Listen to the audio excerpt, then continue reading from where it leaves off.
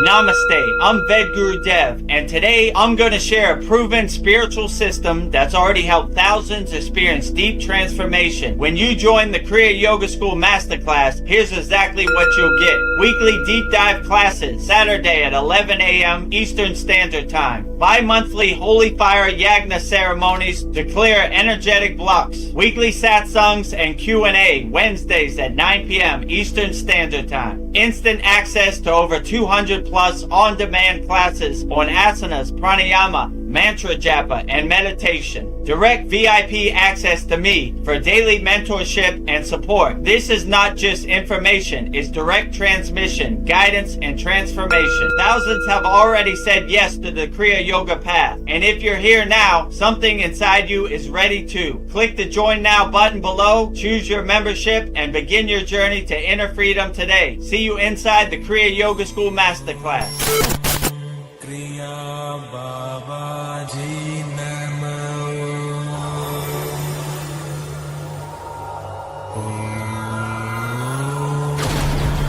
Kriya Babaji Namo.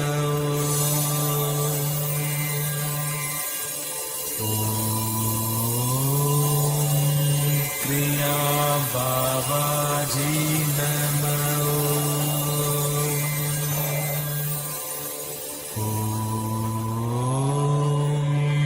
Kriya Babaji Namo.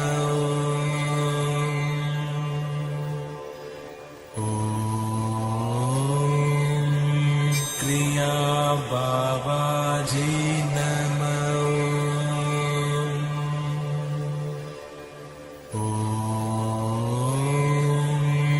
Kriya Babaji Namo.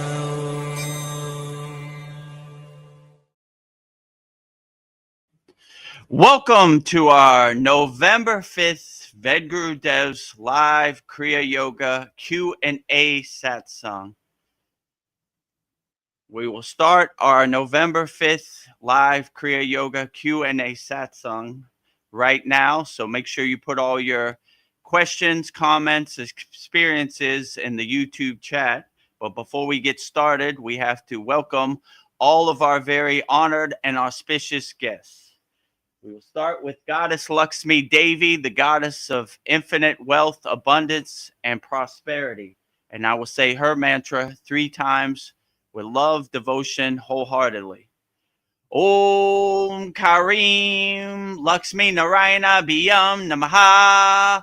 Om Kalim Lakshmi Narayana Biyam Namaha. Om Klim Lakshmi Narayana Biyam Namaha. Next, I will say the highest of them all, Adi Yogi, the first yogi, pure consciousness himself, Lord Shiva. And I will say Lord Shiva's mantra 3 times with love and devotion wholeheartedly. Next. Om Namah Shivaya. Om Namah Shivaya. Om Namah Shivaya. Next, the removal of all obstacles, Lord of success behind Mataji, Lord Ganesha. And I will say Lord Ganesha's mantra 3 times with love, devotion, wholeheartedly also. Om Gam Ganapataye Namaha. Om Gam Ganapataye Namaha. Om Gam Ganapataye Namaha. And in the front, our beloved Satguru Deva, the deathless, immortal Himalayan yogi, Babaji himself, the fountainhead, the pointer to all Kriya yogis and yoginis. And I would say Babaji's Mula mantra 3 times with love, devotion, wholeheartedly. Om Kriya Babaji Namo. Om Kriya Babaji Namo. Om Kriya Babaji Namo. Next to Babaji, the deathless, immortal Himalayan yogini, Mataji herself. And I will say Mataji's Mula mantra 3 times with love, devotion, wholeheartedly. Om Kriya Mataji Namo. Om Kriya Mataji Namo. Om Kriya Mataji Namo. Now that we have welcomed all of our very honored and auspicious guests, we will now start our November 5th Vedgurudev's live Kriya Yoga Q&A Satsang here at the Kriya Yoga School. Before we start answering any questions, make sure you subscribe to our YouTube channel at Vedagurudev, daily Babaji quotes with me and Veronica, daily soul talks and satsang videos. You know, a lot of interaction every Monday, Mantra Monday, world premiere. We have, I think, 13 mantras up there now. So if you want to say mantras along with me, 108 rakshas, 1 mala, make sure you subscribe to our YouTube channel at Vedagurudev. We only need 300 more watch hours, so go to the playlist and watch as many things on our channel as you can. And if you want to join over 820 like-minded people walking the spiritual path, yogis and yoginis, we have a free Kriya Yoga school, kriyayogashop.com, or go to soulinder.com. They have a map tab where you could see people in your area walking the spiritual path, like-minded people. And also, if you want to join me, Veronica, and all of our Kriya Yoga School Masterclass members, we have over 75 Kriya Yoga School Masterclass members, and master the supreme science of Kriya Yoga, go to kriyayogashop.com. And with that said, we'll start our November 5th Vedgurudev's live Kriya Yoga Q&A Satsang here at the Kriya Yoga School with me and Veronica. Namaste, Veronica. Welcome. Namaste. Greetings, fellow Earthlings. Just doing the best I can in this Maya nightmare debt society, but I'm currently navigating. But other than that, it's an exciting time to be alive and excited to be here at our satsang. So happy to be here. So. Outstanding. As you can see, the fire is still smoking. Yeah. Last night, we had a very profound full moon yagna. And in Thailand, where I live, they had a celebration on the full moon. It's called Loy Krathong. So Loy Krathong is where people put their problems on a flower and float it in the ocean, float it in the river, float it in the lake. So this right here is an actual Thai Loy Krathong, as you can see, right? They put all their problems on there and float it away. Goodbye. All the problems floating away. So, yeah, we float all of our problems away. So we made a nice video for all those people out there. If they don't know what Loy Krathong is, I guess we'll play the video.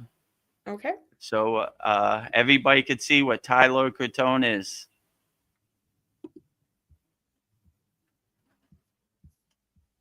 So this is a video of people floating their Loy Krathong. As you can see, they light it, and they put it on the water and float it away. So these are videos of a Thai celebration. They use the trunk of a banana tree so it floats. They put flowers, they put candles, they put all their problems, and they pray that the river washes all their problems away, and they float it down the river, and it no longer serves them. As you could see, thousands of Loy Krathongs floating in the Thai river and the Thai ocean and Thai lakes. As you could see, it's a great Thai family gathering. People putting all their problems on their Loy Krathong and floating them away. And you see thousands of them floating in the river in Thailand, in the ocean, floating all your problems away. It no longer serves you. Take all these nasty problems away that are bothering me and getting in my mind, and let them float away. Goodbye, floating down the river. See you later. All the problems that no longer serve me. Do you say swaha with that? Like Swaha also. Swaha, floating them all away. So in the Kriya Yoga School, every full moon and new moon, we have a holy yagna fire. As you can see, it's still smoking from last night. And we burn up all our problems. All of our Kriya Yoga School Masterclass members send in their problems. And whatever problems they have, whatever financial problems, health problems, family problems, emotional problems, we burn it up and smoke. But today, in tradition with the Thai holiday, Loy Krathong, we also float it away and we burn it away. So whichever way works best for you, that is always the best way. So if you like floating your problems away, put all your problems on your floating flower and let it float away. Goodbye. Go away. Goodbye. You know? I see a lot of people put it in the ocean in Thailand. When you see the Soul Talks live from a Thailand beach, that's the ocean where they float all their Loy Krathongs. But the problem with the ocean is the waves bring your problems back to you. So you want to have a place where your problems go away, not come back, right? Yeah, get away from me. Get away. Go out in the ocean. Get out there. Get out there. You know, stop. Get as far away from me as possible. Direction of me. So you see people like, you know, like pushing it, like, you know, making waves. Go, get out of here. Get out. These dirty problems I collected in 2025, get them all out. So, yeah, so I usually float it in. There's a lake by my house where it has people run and walk and, you know, exercise. So I usually go there. And after this one, I'll put it in there and let it float away. Because I learned the hard way, don't go to the ocean. Because those waves, you have to wade out into the ocean, past the waves to get it. Sometimes they have kids who take money, right? You give them 10 baht, which is like, I don't know, 30 cents. And they'll wade out to the ocean to make sure it goes past the waves. Oh, wow. Maybe that is money well spent if you don't want to get your clothes wet. If you want to do it yourself, you wade up to your, you know, chest and go get swimming. past the waves, go swimming and take your Loy Krathong out past the waves. Because you don't want these pesky problems coming back to you. You know, you want them to get away. Get away. Get away. Yeah. So that is Loy Krathong, like I showed you before. This is the actual krathong, they call it, you know? So floating flower. It's beautiful. So it's like a banana trunk, and it floats on top of the water. So you float away your problems. I like Buddha's mantra, Om Mani Padme Hum. So that basically means the floating lotus floats on top of the dirty water. The dirty water meaning the Maya delusional world. So it's a good symbolization for Buddhists, which are most Thai people. You know, 90% of people in Thailand are Buddhists. So they float there, a floating flower on top of the dirty Maya delusional world water. So this is a Loy Krathong. And last night we had our full moon yagna, which is very profound. All of our members, as a benefit of being a member of the Kriya Yoga Masterclass, they email me all their problems and I say it out loud and we watch it go up in smoke. It no longer serves you. So we burn up all vasanas, samskaras, all ego, all karma, all Maya delusion, all fears, all obstacles, all resistance, all blockages, all impurities, all impossibilities. Watch it go up in smoke. It's a good visualization. Bye-bye. Swaha. Bye-bye. Actually, we have a video from our yagna, so we'll play it so you can see exactly what happens. So this is a video from one of our members who sent in the request. Sorry. Trigger finger. Hal Spalding from Idaho Falls, Idaho, USA Public. With much appreciation and thanks to the divine science of Kriya Yoga, please continue to release all toxins and energies not aligning with my true bliss and harmony of unity consciousness. Move beyond all Maya ego identity. Please help put synchronicity with divine timing in our path to help others as a reflection of each other. Please help the Kriya Yoga School and Vedagurudev and all the Kriya Yoga family to feel the divine inner true bliss and blessings, helping us daily in our lives from the divine science of Kriya Yoga to overcome all Maya delusion and that true inner harmony and bliss. We are truly the eternal presence beyond all words and mind separation consciousness. Help us all self-realize to the true capacity, all as we are. This inseparable true union, we are overcoming the individualized to seeing the true entire wholeness as the entire ocean in a drop with no real isolated separate waves divided against the wholeness. It is truly pure bliss and silence.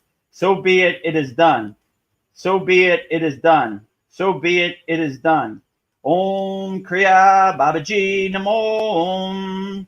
Om Shanti Shanti Shanti. Om Namaskar. Peace and blessings to the eternal truth and bliss that Kriya Yoga unfolds in our divine inner light. We truly can manifest within. Thank you for all the gifts of Kriya Yoga. Thank you for Babaji guiding the way and Vedagurudev for delivering the mail beyond the call of duty. May we all be blessed with that inner true lasting light, lit to shine and help us as one. Much gratitude to all as the divine in the divine, as that inseparable greater wholeness we truly are. Jai Babaji. Burning all Cal Spalding's problems in the holy Yagna fire. Jyoti, Jyoti, Jyoti Soyam, Jyoti, Jyoti, Jyoti Param. Swaha. Swaha. Swaha. All up in smoke. So when you join our Kriya Yoga Masterclass, every full moon and new moon, we burn up all of our Kriya Yoga School members' problems, all health problems, all financial problems, all family problems, all emotional problems. We burn it up in smoke. So with that said, let's get started. Our November 5th, Vedgurudev's live Kriya Yoga Q&A Satsang with me and Veronica. So put all your comments in the YouTube chat and we'll answer them all wholeheartedly as best as we can. Yes. Well, first we have Paul. He says, Namaste from Texas. Super moon shining bright here right now. Great Yagna fire this morning. Thank you. Ah. Yeah, outstanding. Yeah, the super moon in November, the full moon was very bright and shiny in Thailand also. So I'm sure wherever you're at in the world, if you look up in the sky, if it's night, you'll see a very profound moon up there looking very beautiful. Probably the biggest moon of the whole year. So Yeah. Enjoy the moon, enjoy the Soma, which is moon energy, enjoy the Chandra, which is also praising the moon, right? So keep up the good work, moon. You're super beautiful up there today and every day, you know? Keep on mooning. Yes, keep on mooning. Shine bright, moon. Shine bright, moon. Looking great. Keep up the good work. Beautiful as always. Yeah. Well, I guess I'll just dive right in. I don't see any questions, so I'll just go with some of my questions. So why might someone choose to be reborn if they've already reached a high level enlightenment? This place feels so heavy. Like, why put yourself through this again? I'm like, that is a question I ask myself every day. Like, why did I choose this path? Why did I put myself through this? Why did I insert myself back into the matrix, the simulation, or this Maya delusional world? It's very dense and very overwhelming and hard to navigate. I don't know. I mean, in the yogic perspective, they would say there's not much to do on the astral plane. It's just bliss. So sometimes enlightened souls get bored and they want to help people and they want some activity, or they want some experiences. So they would sign a soul contract to go through this. But I ask myself every day, why did I sign this soul contract? You know, Yeah. like I just should have stayed on the astral plane in peace and harmony and unconditional love. But I don't know. It is what it is. So I'm gonna play with the cards I'm dealt. Right. So if I'm dealt this Maya delusional world, then I'm gonna try to be the best I can at it and try to navigate it as best as I can, and not get attached to anything. Whatever happens, just become the detached witness, not attached to any outcome or any ending or any results or rewards. Just try to navigate it as best as I can and see what happens, you know. But yeah, if you get attached to this Maya delusional world, it's going to be overwhelming, you know. Many great enlightened beings have been overwhelmed by this Maya delusional world. So you got to be built for this. You got to be ready for it, because it is definitely a tough task for any yogi, yogini, anybody walking the spiritual path. You know, just when you think you have a nice schedule, a nice sadhana, they hit you with something below the belt, you know? And there's always something around that corner. I like when Krishna says in the Bhagavad Gita, your ego's always hiding behind that tree over there. It's always waiting for you. Oh, you think you have the secrets of the universe and you're an enlightened being and you reach higher consciousness and you're a meditator and you're self-realized. I got something for you today, funny guy. Let's dance, you know? So you really have to have the perspective of, all right, I'm going to take it on the chin. And when this Maya delusional world wants to dance, I dance, you know? So I've took it upon myself to be boots on the ground on the front line. And I say, I don't care what this Maya delusional world shows me. I'm going to navigate it. I'm going to overcome it. And I have the perspective that even when you reach the higher consciousness, it's not all blissed out yogis days. My guru used to say, peaks and valleys, Vedagurudev. To tell you a good story, when I was in the Himalayan mountains, we crossed one peak and I was like, whoo, we made it. Man, that was tough. I'm glad we made it. All the yogis looked at me and they were like, it's 20 kilometers that way. Yeah. You know? Not so fast. We haven't even got started, right? So that gave me a good perspective. Peaks and valleys. You go over one peak, you go into a valley, you go over another peak. You know, this is the world. It's like a roller coaster for your consciousness. The roller coaster goes up, it goes down, it goes right, left. It's totally jerking you and pulling you all directions. You're like, yeah. Why did I even get on this ride? This is crazy. Yeah.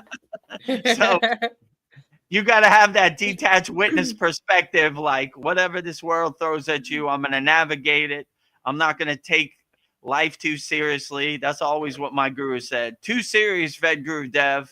This should be blissful. This should be enjoyable. So if you enjoy whatever life has to offer, then it'd be easier to navigate. But I agree with you, Veronica. This 3D Maya delusional world is chaotic and overwhelming, and even me, I got to put up my shield. In our Kriya Yoga School Masterclass, we have a mantra called the Kavacham Shield Protection Mantra. So I got to put up my shield when I go out there. In Thailand, the motorcycles are going every which way. There are no traffic laws. You got to have your head on a swivel. Where they at? You know? Yeah. So, I mean, I have like a driving temple in my car with Ganesha, Dancing Shiva, Yogic Shiva, Lakshmi. Who else? I got a bunch of people in there. So even though I'm driving a temple, they're still coming, right? I just got to part that Red Sea. Like, all right, enlightened being coming through. Yeah. Move out the way, right? Step aside. Part the Red like Sea. like like the hip hop song Ludacris said, "Move, NPC, get out the way, get out the way, get out the way. Move, NPC, get out the way, get Yeah. out the way." He doesn't say NPC. He says something a little more cruder, but Oh. we're Downplay his enlightened character. beings, so we'll just say NPC. The water in our body is listening, so I don't want to activate it. So I'll just say NPC so we can still maintain that higher Yeah. frequency and not lower ourselves with crude lower frequency words. Yeah, maybe So the move, trick. NPC, get out the way. Yeah, move NPC. Like, not in my game. I think maybe the trick is just do the best you can, do good, and pass through. And we've made life so complicated. And I don't know, maybe what matters is love, unity, and respect for all. But my God, it feels like a prison planet sometimes. I don't know, maybe it's just Yeah. all my perspective. Yeah, I would agree with you. That's basically my plan. I'm just trying to do the best I can and navigate this Maya delusional world and talk as highly as I can to the water in my body, you know. So even if it is a prison planet, I won't acknowledge that because I want Mhm. my universe to be blissful. But I like when Patanjali says in the Yoga Sutras, the line to God is not a straight line, it's a zigzag. So it happens to all yogis and yoginis, all people on the spiritual path. We fall off, we dust ourselves off, we get back on, we keep walking straight, you know, we don't go backwards, we go forward. But Yeah. yeah, it is overwhelming. And there's so many psyops and attack on your consciousness, and everybody's pulling you in all directions, stealing and robbing you of your attention as much as possible. Look over here. What do you think it is? Look over here. Look, Pamela Anderson's going out with Liam Neeson. Who knew? What do you think of that? I don't think anything. Who? You know, like that's my new mantra. Who? What do you think about Donald Trump? He cut off all the benefits for everybody. Who? You know, what do Yeah. you think of the NFL, the National Football League? Who? You know, Yeah. so if you have who in your pocket as your mantra, then all these things robbing you of your attention, the social media slot machine, the mainstream media slot machine, they just kind of fall by the wayside like butter dissolving in the morning sun. Goodbye, you know? And you begin to see, like, how does this really serve you in the present moment? It doesn't. Why do I need to know what Kim Kardashian wore to the Grammys? Who cares? You know? How does that do my inner work for me? It doesn't. So all these cool ghost stories about people far away that you can't verify, just let them dissolve away, you know? If you want to see what serves you in the present moment, go outside your house and you'll see the thing that serves you the most is nature, the sun, you know, the birds, the animals, you know, all the important things are right outside your window. Enjoy it. Even if you live in the city, there's still sun in the city. So enjoy the sun, you know, or enjoy the concrete playground of the city, you know, and Yeah. look at the cars honking and all the lights and all the noise as a blessing too, you know? Okay, Yeah. you know? So I remember when I went to India, anytime a car passes another car, they honk, right? So when you go to somewhere like New Delhi, it's a million horns honking. Oh, Honk, that's a honk, honk, honk, nightmare. honk. Yeah, yeah. So if you don't protect your consciousness, you might be getting crazy in New Delhi or even in the Himalayan mountains. When a car passes another car, they honk. So yeah, Ugh. if you're not ready for honking, you're in the wrong place Yeah. going to India. My nerves will be fried. So have your shield up, no matter how many honking there is, no matter how much Maya there is. Just do the best you can, and that's all you can do. And try not to attach to any outcome.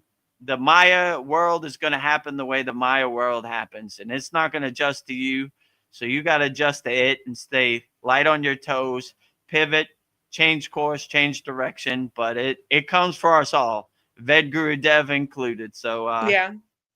I'm under no illusion when I leave my house. It's coming for me. So you It's got to have coming your for head on the you. swivel. Look at where you at? Where you at? I know you're out here. You're hiding. Oh, there you are. I got you. You know? Gotcha. Okay. Yeah. And it's not one, it's millions. So Yes. get ready. Well, happy days are here. Sandy says, happy super full moon to all. Blessings to all. It's been a minute, Sandy. Happy to see you. Yeah, happy to see you. So, Sandy, a week ago, we had a very profound Satsang Halloween, and we were looking for you in your WitchCon Yeah. costume, but we didn't see you. So we made a good video. So if you missed the festivities, you could relive it. I dressed Yeah. up as my guru, Swami Vedananda Saraswati. Veronica dressed up like a beautiful gypsy, and so we missed you. We were all ready with our costumes. So if you missed it, you had some other obligations. You can relive it right now. And I read, oh, you want me to play it? Hold on. Yeah, we can play it. Okay, here we go. Halloween. So if you have any questions for Swami Vedananda Saraswati, please, my children, put them in the YouTube chat, and I will answer it as best as I can, wholeheartedly. Namaste, my child. Veronica, how are you today? Namaste, Swami Vedananda Saraswati. I am doing wonderful. How are you, Swami Vedananda? Peace and blessings. Happy, happy, happy to all people out there. Halloween blessings to everybody out there. Stay happy, stay blissful, happy, happy, happy every day. Well, this should be a fun song tonight. I am dressed as a gypsy, and it's been a while, like 30 years since I've picked up a tarot deck. So I've got one from Salvador Dali, and then another one I bought at Tower Records, and I lost the case. I just keep it wrapped in a handkerchief.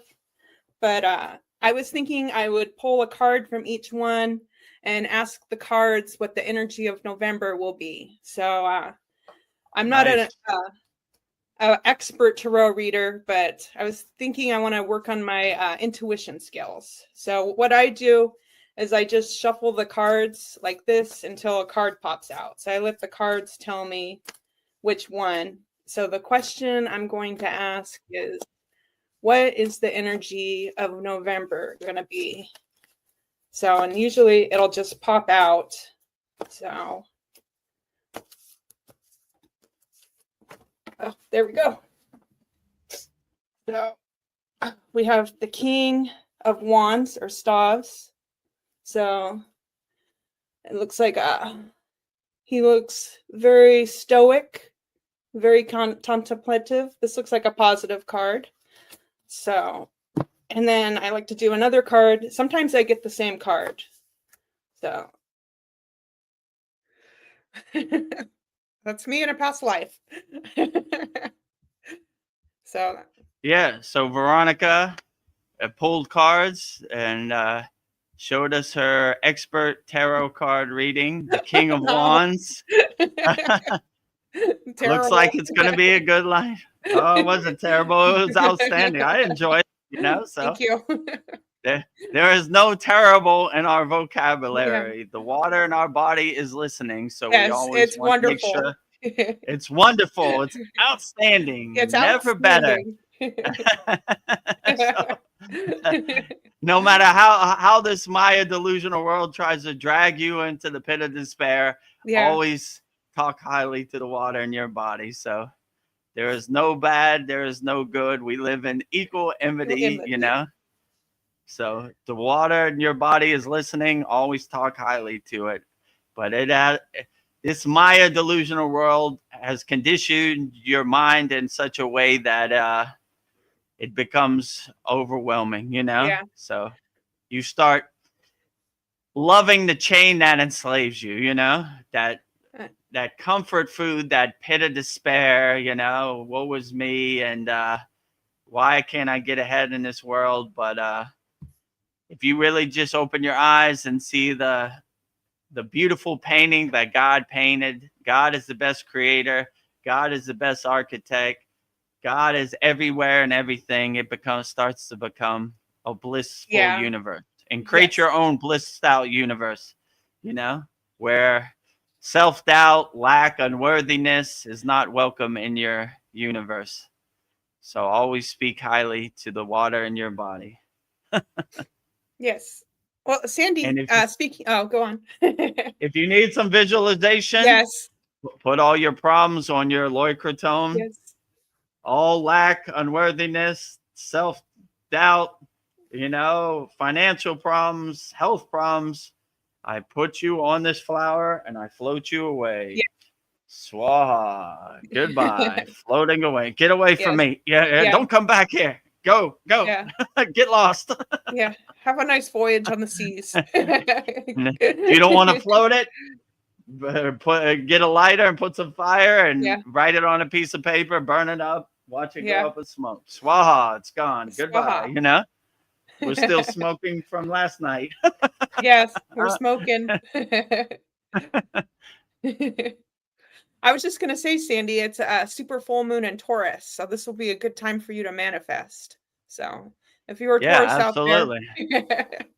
The veil is thin right now yes, between you and whatever you're trying to manifest. yeah, So right now is a great opportunity. Not too yes, much resistance, not too much obstacles, not too many blockages. Straight shot. Give it yes. straight to the universe, and hopefully it manifests and come true. Now is the time. Now is the time. Wow. Paul says, "I love the moon. Don't care if it's a space shuttle station. Yeah, it's still beautiful." Yeah, it's a beautiful space station, that moon. Yeah. Yeah, what the moon is or how it shines or what is inside the moon is a mystery to me. I just enjoy the moon energy, the soma. I enjoy the, Yes. Chandra, the moon energy. So moon, if you're up there, keep up the good work. Yeah. What you are and how you got there or what's inside you is a mystery to me. Yeah. A moon defined is a moon confined. I have no clue what the moon is or Yeah. how it works. I just enjoy it. So last night in Thailand, it was shining very bright. So I got my lawn chair and enjoyed the moon, and soak up that moon energy, that soma, right? So Yeah. if you're a space station moon, keep on space station. And Yeah. whatever you're doing, keep up the good work. Whatever you are, how would I know? Yeah. I don't know. I know you make me feel good, so I love you, Yeah, moon. yeah, the moon energy, the soma, the Chandra, that makes me feel good also. So keep up the good work, Oh. Sandy says, "I needed some time away to heal and work with the angels on forgiveness. Happy to see you guys. Amazing costumes." Thank you, Sandy. Yeah, glad to have you back, Sandy. We get it. Sometimes you gotta retreat and do your own inner energy and align yourself with the messages you are getting from the archangels. I understand completely. So it's all good. Sometimes we need to retreat and go inside us as us. So I appreciate that you enjoyed our costumes. Yeah.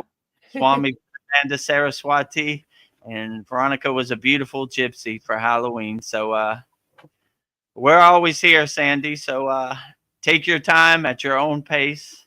If you need some time for contemplation and alignment, take all the time you need to get centered. Yeah. Ooh. Sandy says, "I like using bay leaves to write things on that I want to release rather than paper. Other dry leaves work also." and then Yeah. So I burn the the leaves. Cetas, they wrote all their scriptures on palm leaves, right? So that's Hmm. why we have very little information about them, because they transcribed everything on palm leaves, you know. And yeah, they had a practice too of burning those palm leaves. So the little bit of knowledge we have from Patanjali and different Sitas, Tamular and everything, is because most of those palm leaves after thousands of years got washed away and just decayed. So yeah, if you have burning up bay leaves, why not? You know, that's a good practice also. You know, instead of paper, use something natural and burn it up. So Yeah. whatever's bothering you, write it on a bay leaf. Watch it go up in smoke, right? Swaha no longer Swaha. serves you. Letting it go, right? Or Yeah. if you don't want to burn any leaves, put it on the flower, go to a body of water and float it away, right? Float away, leave. You no longer serve me, you know? Go out there, Yeah. put some waves and come back. Nope, don't come back. Go that way. So whichever practice works best for you, though, that is the best practice. Floating, burning, whichever way it works for you. Long as it doesn't stick to you and attach itself to you, let it go away, right? This Yeah. problem no longer serves me. I release it into the universe. Floating or burning, all Yeah. good.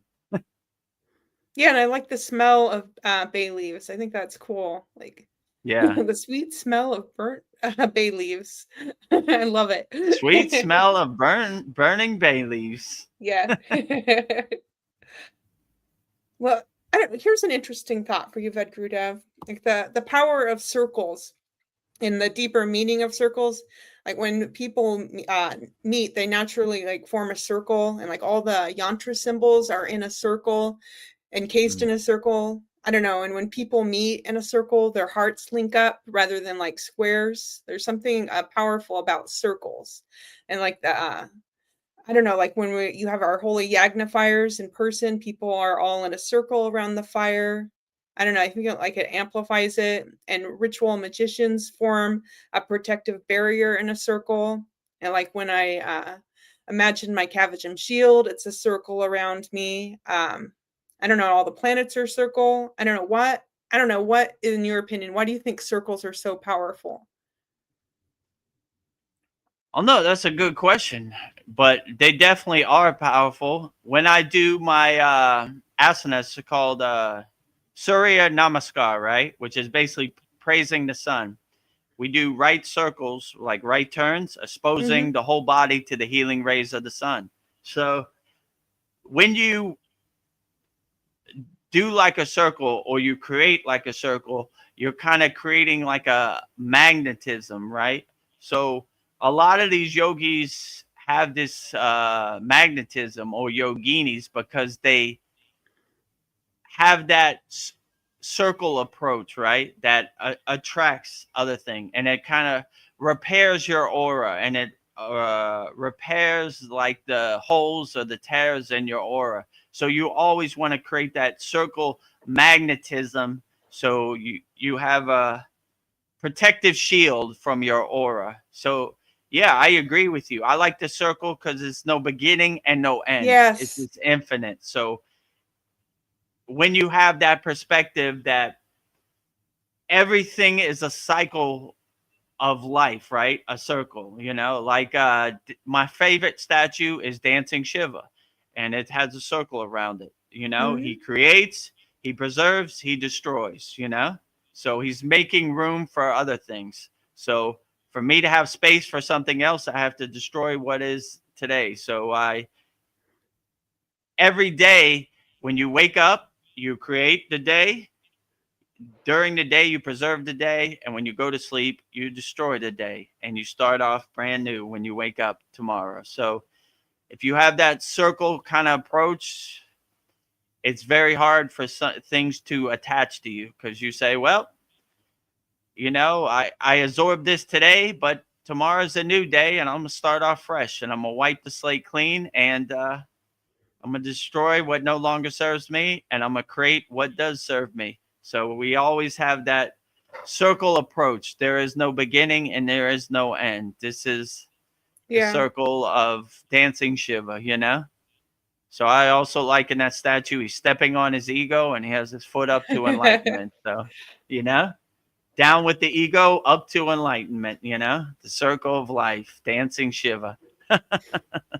So, yeah, circles are very profound. And in my opinion, they create a great spiritual magnetism that attracts a lot of people. So when you have the right situation and the right circumstances, you create a conducive environment where you attract higher energies when you're in a circle. So the yagnas invoking higher magnetism, yagnas in a group setting creating a higher magnetism, and just if you want to create a higher magnetism, just put your hands over your head like this and make right turns.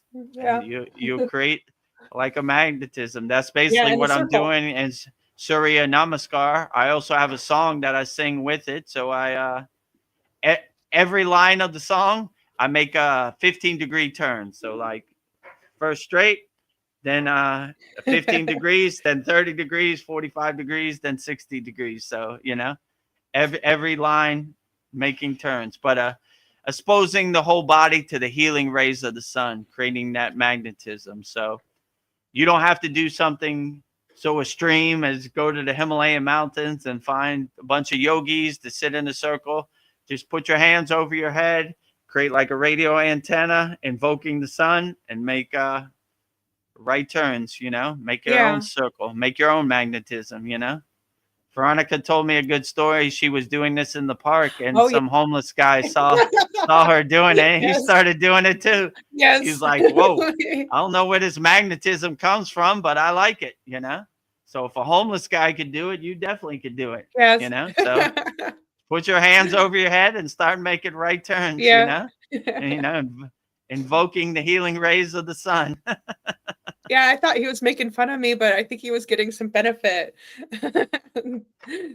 He was probably Raising the like, sun. let me try it out. I ain't got nothing to lose. Let Yeah. me try it out. Whoa. This lady over there, she's on to something. I like how this feels. Every morning when the sun comes up, I'm going to go in the park and I'm going to put my hands over my head and, you know, start making circles, making right Yeah. turns, you know, exposing the body to the healing rays of the Yeah. sun. So even if you don't have a house and you're homeless, you could still put your hands over your head and invoke the sun energy, which is called Yes. Surya, you know. So if he could do it, anybody could do it. Yeah. It's for everybody. Well, our whole family's coming out. Zane Ahmad Nice. is here. He says, hi, everyone. Namaste. And yes, the moon was beautiful yesterday. It sure was. Whoa. Namaste, Zane. Yeah, I'm glad you enjoyed that big full moon, looking beautiful, shining bright.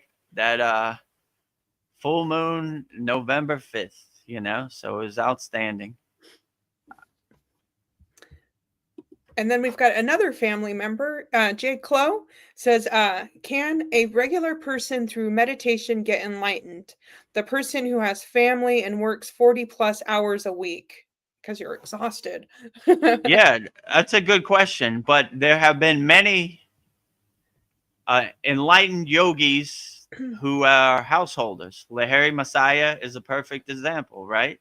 They have children, they have a wife, they have family obligations, but they still integrate their Kriya yoga practice, their meditation practice into their daily life. So I understand if you work 40 hours a week, by the time you get home, you're exhausted, right? But the real trick is to not meditate for 10 minutes. It's to integrate it in your daily life. Drive to work, meditative and mindful. Work your job, meditative and mindful. Come home from work, meditative and mindful. So if you make everything you do in your life a meditative and mindful practice, then you don't really need a meditation cushion because your whole life is 24 hours a day meditation. You eat, meditate meditatively and mindfully. You go to sleep meditative and mindfully. You wake up meditative and mindfully. So your whole life becomes a meditative and mindful practice. So yeah, I would definitely say if you're a householder, you could definitely be an enlightened being. It's possible for everybody. So Mhm. the quickest way to do that is just make everything you do meditative and mindful. I also am a householder. I also have a 16-year-old daughter.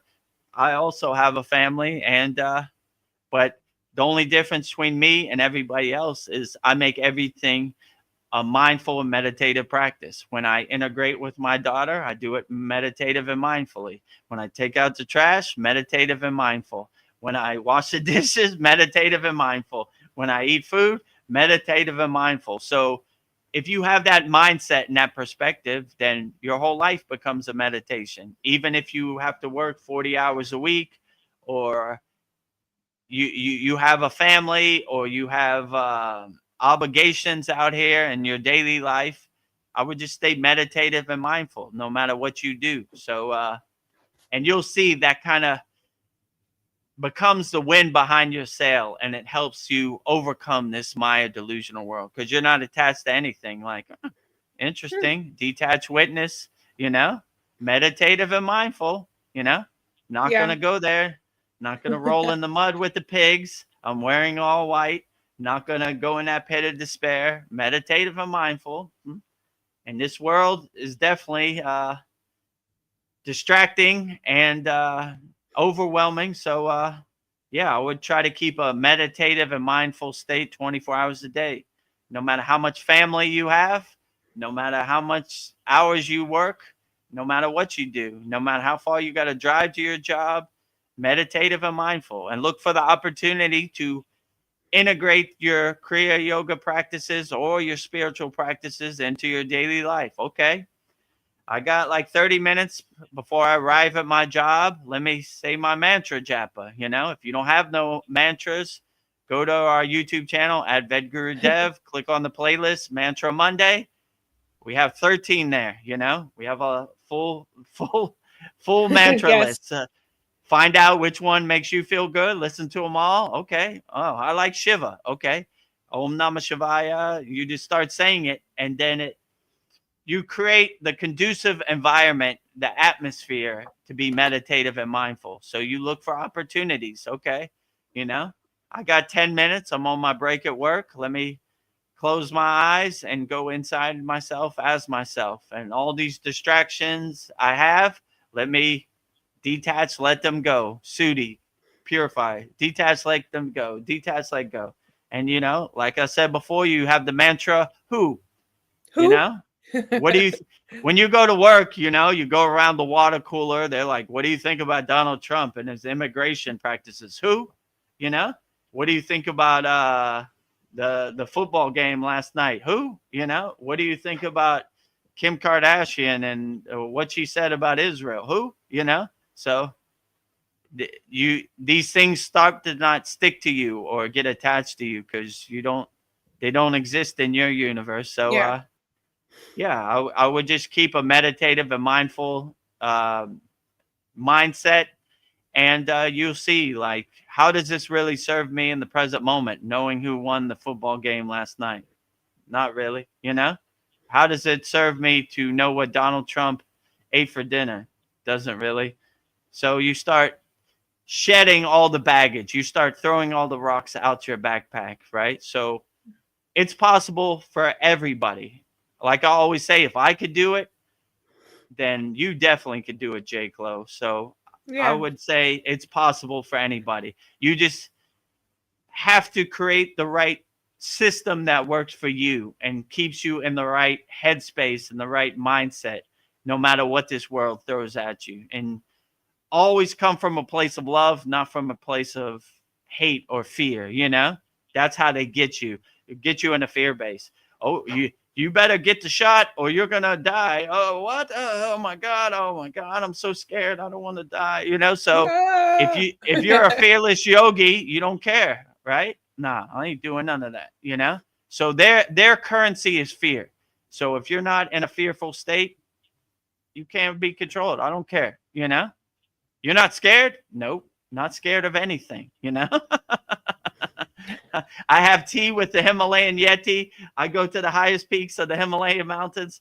This is light work. This is kindergarten. I don't want your ghost story to become my ghost story, you know? So, take your fear and get away from me, you know? I Yeah. float Get the fear away. away. Go away, fear. Go away, fear, you know?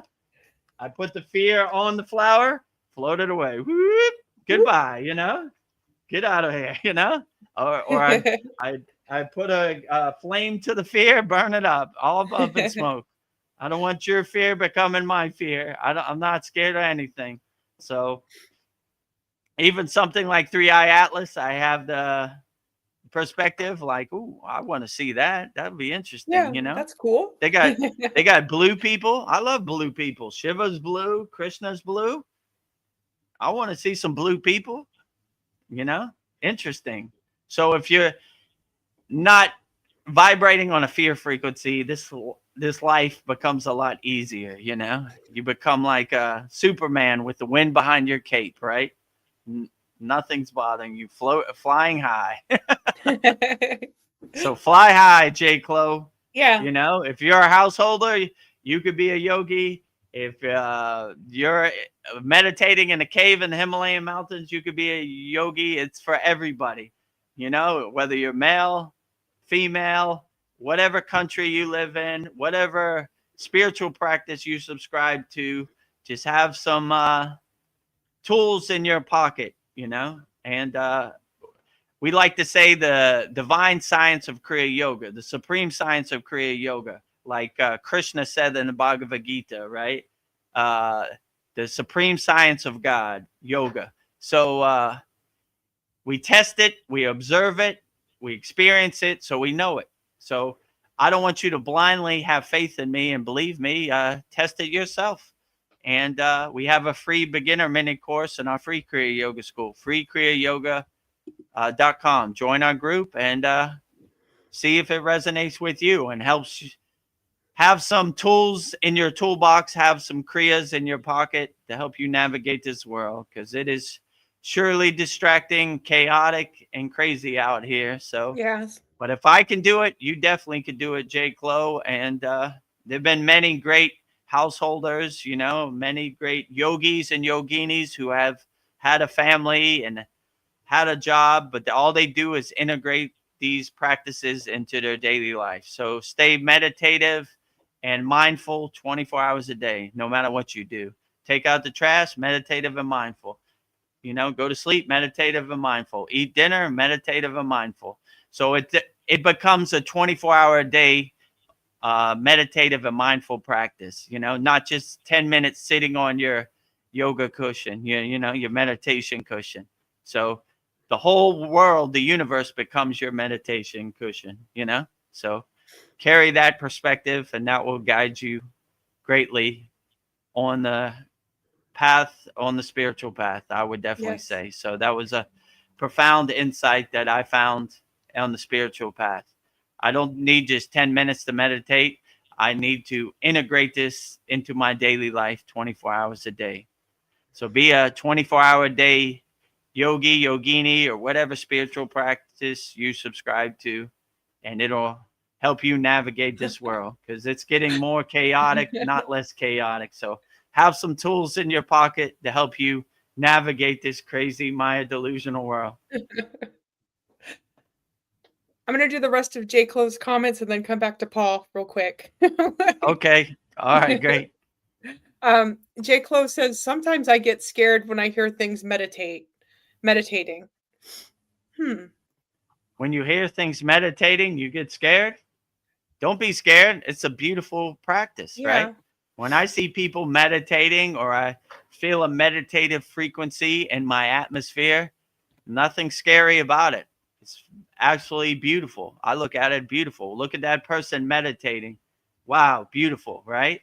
When we were in the Himalayan mountains, we saw people in a state of samadhi, like a statue. Beautiful. Nothing scary about it. You know, that is the most beautiful thing I've ever seen. You know, so Yeah. don't be scared of anything meditation. This Maya delusional world wants you to be scared of everything, right? That's how you're easily controlled in a fear-based state, and they definitely want you to not have some spiritual practices in your pocket, because if you have a spiritual practice that you use, then you become a fearless. You're not scared of anything. So, you know, they want you to not realize your true inner potential because you can't be monetized, you know? Don't do that stupid meditation. That doesn't work. Go to McDonald's, buy a Big Mac. That'll make you happy. Buy the new iPhone 28. It'll make you happy, right?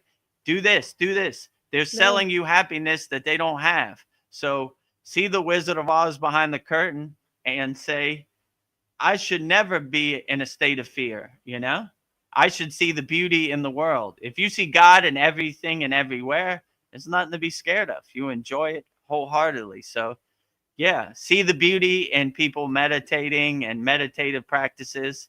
Don't be scared of anything. It's a beautiful practice. When you become self-realized and you unlock your true inner potential, then that is a beautiful state that you want to be in. Nothing to be scared of. Stay fearless, my friends out there, especially J. Clo. Yeah. J. Clo says, I like flinch. We'll work on that. It's not a lightning path, you know, like, believe me, when I started practicing Kriya yoga, everything that could happen wrong went wrong, you know. So the first couple months are rough, but you keep going. So if you flinch, it's okay. Don't overthink it. It happens to the best of us, you know. Okay, cool, you know. Cool. Like it happens to me also, you know. All right, I flinched, but I'm gonna keep going. So don't get discouraged. Don't overthink it. Just be like, oh, if I flinched, it happens to the best of them, you know. Keep going. Not gonna attach to it. You know, water under the bridge. So no matter what happens, you flinch, you fall asleep. These are things that happen to every yogi when they started, you know, or even in the present day, you know. So sometimes I get in a higher enlightened state. I hear a loud sound outside my door. It makes me flinch too. Yeah. But I don't get attached to it. It happens to the best of us. So I wouldn't overthink it, you know. If I flinch, it happens to everybody. So yeah, don't overthink it. Don't try to go down that rabbit hole. Just keep going forward, you know. Don't go backwards, right? I can't meditate because I flinch. Wrong. It happens to the best of us, you know. So if you flinch, keep going, you know. Carry that meditative, mindful state with you 24 hours a day, right? Flinching, no flinching. Like I always say, become an unshakable mountain, right? yes. No matter how much it Unshakable. rains, unshakable mountain. You know, no matter how much sun, unshakable mountain. No matter how much wind, unshakable mountain. No matter how much rain, unshakable mountain. So no matter how much I flinch, unshakable mountain. No matter what Donald Trump does, unshakable mountain. No matter what happens in this crazy Maya delusional world, unshakable mountain.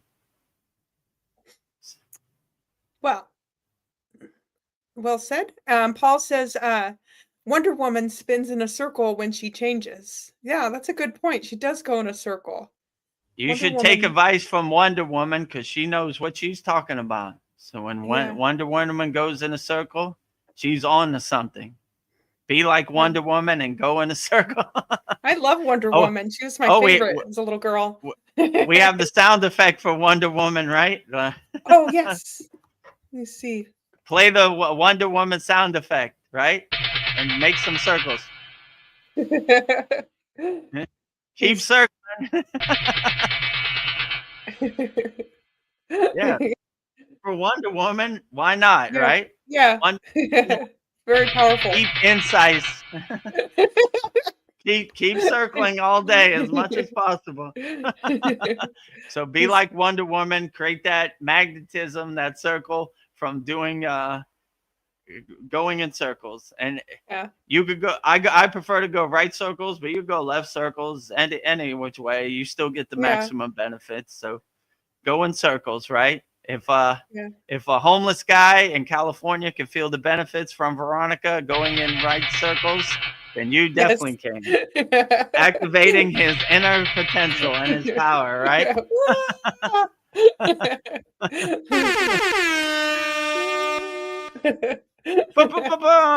Right. You win, right? Blow the air horn for winning circles, right? Be like Wonder Woman and be like Wonder Woman. That's my new mantra. be like Wonder Woman. She's on to something. So yeah, I aspire to be like Wonder Woman and go in circles to get your inner CD powers, your inner superpowers like Wonder Woman, right? Yeah. So Wonder Woman activated her inner superpowers by going in circles. So a great example, Wonder Woman. Be like Wonder Woman. Paul has a great idea for you. He says, "Can you do Lieutenant Dan impression?" Lieutenant Dan? Yeah. Oh, like what was I calling him? Captain Dan. I guess he is Lieutenant Dan. So Lieutenant Dan from Forrest Gump. My Kriya Yoga impression of that's been modified of Lieutenant Dan. Is that the best you got? You call that a storm?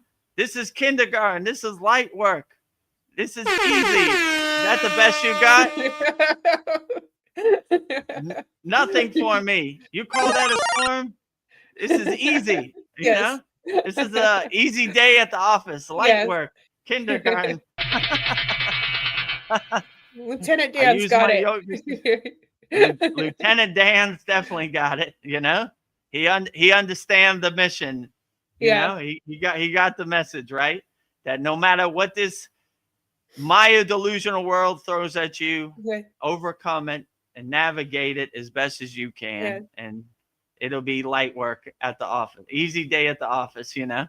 So no matter how scary that storm looked in Forrest Gump, Lieutenant Dan said, I got the mission. This is the easy day at work, right? You know, and Lieutenant Dan had no legs, so this was easy for him, right? Like, you know, is that the best you got?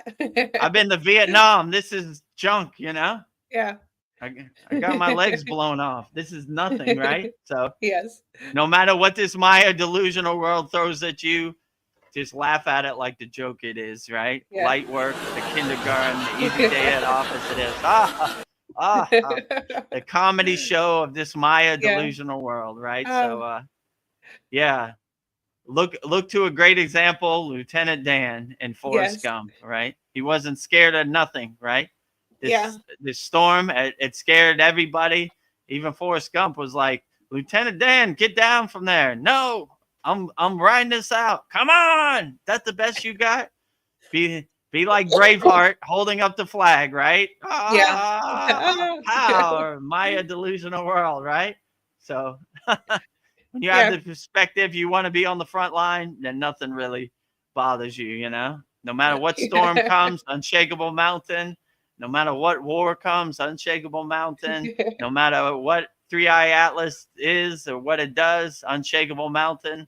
No matter what's inside the moon, unshakable mountain. So if you have that unshakable mountain affirmation mantra in your pocket, you should be able to navigate anything and look to Lieutenant Dan like a great example he is, right? So my hero, Lieutenant Dan, I salute you, you know? Or Wonder Woman. Wonder Woman too, right? No matter what evil villain is out there, Wonder Woman takes it on the chin and goes to work, you know?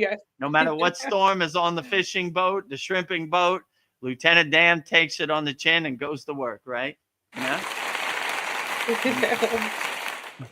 And you saw, Paul posted a video in our Kriya Yoga Masterclass in our free Kriya Yoga school. Because he navigated that storm when everybody else was scared and they didn't want to go out, they got abundance of shrimp.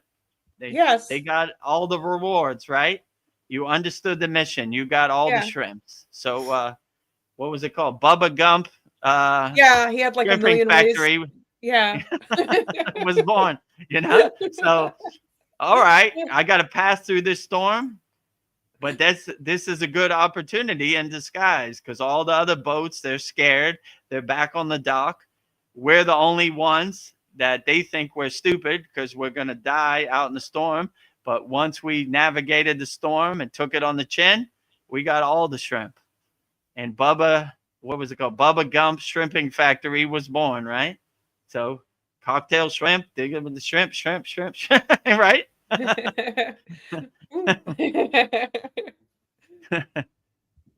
Well, I've got some more questions for you.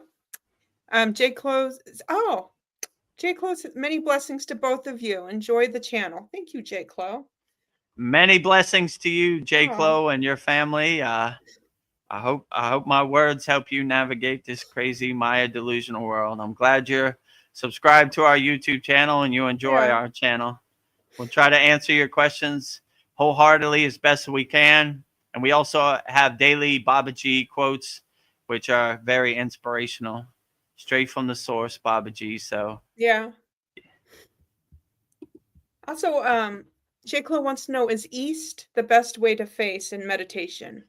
I don't know. yeah, true. They do say that. But when I meditate, I meditate facing the east. This is like a rigid yogi or a stiff yogi kind of tradition. They always meditate to the east. But I would say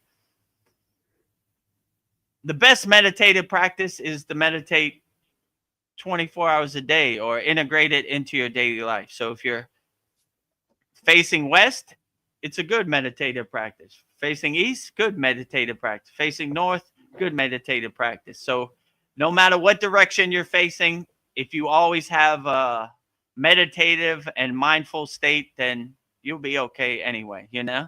I mean, if you want to subscribe to the hardcore yogic approach of facing to the east, that's fine. But if east is not available or there's a building blocking your view of the sun to the east, then meditate to the west, you know? So a lot of people get hung up on these different ritualistic yogic perspective, but I would just meditate as much as you can. So if the east is not available, then I would meditate to the west or integrate it into your daily life, you know? If you're driving towards the north, still stay meditative. It doesn't make you less of a yogi or yogini because you don't face east. So I would just stay in a meditative state 24 hours a day, no matter what direction you're facing, you know? That would be my best advice. So, you know? Yeah. From a yogic perspective, yeah, they would say face east, you know? Me too, I do face east, but it's not necessary, you know? Like I would just keep a meditative, mindful mindset. That is more important than which direction you face. It doesn't make you less of a yogi if you meditate to the west. Yeah, get hung up on rules. Yeah, you get hung up on rules and you go down these rabbit holes and it kind of blocks you from integrating it into your daily life. You know, I would say if the sun is going down on the west, meditate towards the sun. That would be way more profound than a certain direction, I would definitely say. So yeah, so don't get hung up on rules, you know, just start putting one foot in front of the other. And like my guru said, when is the best time to plant a tree, Vedagurudev?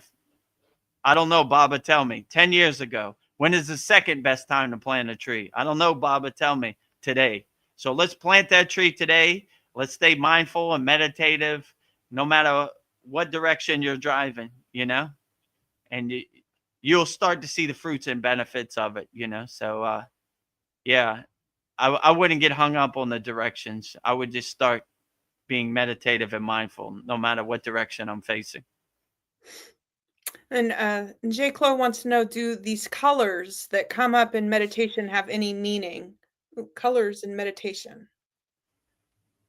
I mean, it depends, like what color you would see. So the chakras have colors associated with it, right? Like the root chakra is a 4 red petal flower. The sacral chakra is a 6 orange petal flower. The heart chakra is the navel chakra, the manipura, is a 10 petaled yellow flower, like a sunflower. The heart chakra, the anahata, is a 12 petal green flower. The throat chakra The Visuddhi is a 16-petal blue flower. The eyebrow chakra, the Agna, is a 2-petal violet or purple flower. And the crown chakra, the Sahasrara, is a golden sun with like a border of 1,008 rainbow, different color, the whole rainbow, the whole spectrum of the rainbow. So it depends, if you see, let's say, a blue color, maybe your throat chakra is open. I wouldn't get attached to it. I would just become the detached witness and try to not make sense of it. Because when you get into a higher meditative state, you'll see shapes, you'll see colors, but, I would just keep going, These things happen to everybody out there. So, yeah, Well, go ahead. oh, J. Clo says that he sees purple and white light and have not seen the rainbow. So, yeah, even if you see a white light on your crown chakra, that is a good sign that you're reaching a higher consciousness. If you see purple, that is a good sign. Your third eye is open, your eyebrow chakra, your Agna is open. So I would enjoy it and I would cultivate it and enhance it as much as possible. You don't need to see the rainbow border, Just seeing the sun on your crown chakra is outstanding, right? Most of these enlightened beings, when you see a picture of them, they have the sun behind them. That symbolizes they are enlightened. They are reached a higher consciousness, right? They don't really have a border, so they still enjoy it. So if you have a golden sun on your crown chakra or a golden sun anywhere, then I would enjoy it and sunbathe in the grace of God. That's what I like to say. So it doesn't have to have a border. A golden sun is perfectly fine just the way it is. So yeah, I would enjoy it. But that's a good sign. If you start to see like a sun or like, purple colors, which symbolizes your eyebrow chakra, your Agna, that means you're reaching a higher consciousness, right? So you always want to go from the root chakra to the crown chakra. So the elevator's always going up, not going down, right? I like when Babaji says, climb the ladder up to supreme bliss, not down to ignorance, right? So we always want to climb the ladder up. We don't want to go down, right? So where all these desires and egos dwell in the lower chakra. So always go up. So yeah, if you see a golden sun or you see violet or purple colors, that's a very nice sign. I would keep up the good work and keep going, right? Because that means you're getting there. Yeah, I don't know. J. Clo just adds, dark room with eyes open, have seen purple and white, but no gold for me. LOL. Yeah, if you see gold, that's great, but white light is great too. So I wouldn't get hung up on the colors. I would enjoy it for what it is. So if you see purple colors and like a pure white light, that is a great sign. And with your eyes wide open, that means you're reaching a higher consciousness where you're tuning into the frequency where these colors can be seen. Most people, my guru used to say, they're sleepwalking with their eyes open. They don't even see these higher colors. They're never going to reach a higher consciousness. They dwell in lower instincts and lower emotions. But if you're seeing colors in your daily life with your eyes open or in a dark room, that is beautiful. I would enjoy it for everything it's worth. That means you're getting to a higher state, So yeah, enjoy it for what it is. Get your popcorn and enjoy the show, Gold light, white light, purple light, blue light, green light, orange light, yellow light, red light, all great, So, but the higher, they say when you reach the heart chakra, you cross the bridge to the spiritual chakras, right? So all these green, blue, purple, gold, white light, they're all higher consciousness lights. So yeah, it's a good sign that you're on the right track. So keep up the good work, J. Clo. That's very outstanding. J. Clo also wants to know, will more come? I meditate, but I do worldly things also. I do low vibrational things. So will that hurt him? I mean, it depends what lower What kind of, yeah, vibrational what? things on.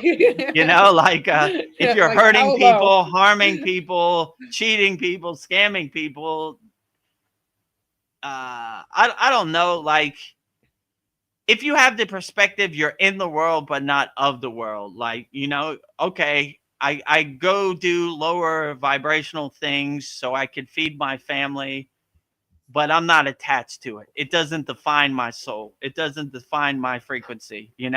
Okay, I put on my monkey suit, I put on my mask, I drive to work, but when I come home, I don't still wear the monkey suit. I hang it up in the closet. This doesn't define me, it doesn't affect me. It's some costume I got to wear to feed my family. So if you have that perspective, then it really wouldn't affect you, right? Like when I used to DJ, I had to put on my monkey suit. I had to go there, put a smile on my face. There are people smoking, there are people drinking. It's a lot of lower vibrations, but I wasn't attached to it. When I came home from DJing, I hung up my monkey suit and I continued to be the yogi that I am, So I wouldn't let anything affect you. Like I wouldn't attach to any conditioning, identities, out here, because that's when you start to go down the rabbit hole. Just go to work, put on your monkey suit, hang it up. Don't go to sleep in your monkey suit. You know what I'm saying? Or Yes. don't let that monkey suit carry with you through the day, right? When you finish work, monkey suit retires. When you start work, Yeah. you put the monkey suit on. But don't sleep in your monkey suit, or don't wear your monkey suit when you're around your family. Hang it up when work is finished. J. Clove says, I drink a lot of alcohol, probably 5 days a week. Yeah, well, I wouldn't beat yourself up about it. It happens to everybody. One of our members, Paul, has been known to hit a 40 every once in a while. It's okay. It doesn't make you less of a spiritual being. Just realize that happiness is internal, not external, right? So if you're looking for some water for happiness, you might be looking in the wrong place, But if you realize that this water doesn't serve you anymore, then you need to shed it. But it's hard. When I used to DJ, my mind tricked me into thinking I needed to drink a liter of Pepsi every night to stay awake. I need that caffeine. If I don't have that caffeine, I'm not going to be able to, I'm going to fall asleep. I'm not going to make it. But when you start becoming the king of your castle and you start taking control, this alcohol no longer serves me. Why do I need this, right? I don't need external things to make me happy, which is internal, right? So you start seeing the more important thing is the internal work, and this external water is this a band-aid to temporary give you happiness. But when you see you don't need it no more, then you kind of let it go and shed it, but it happens to everybody. When it's my birthday, I eat a birthday cake. I don't beat myself up about it. Tomorrow's a new day. I get back to work.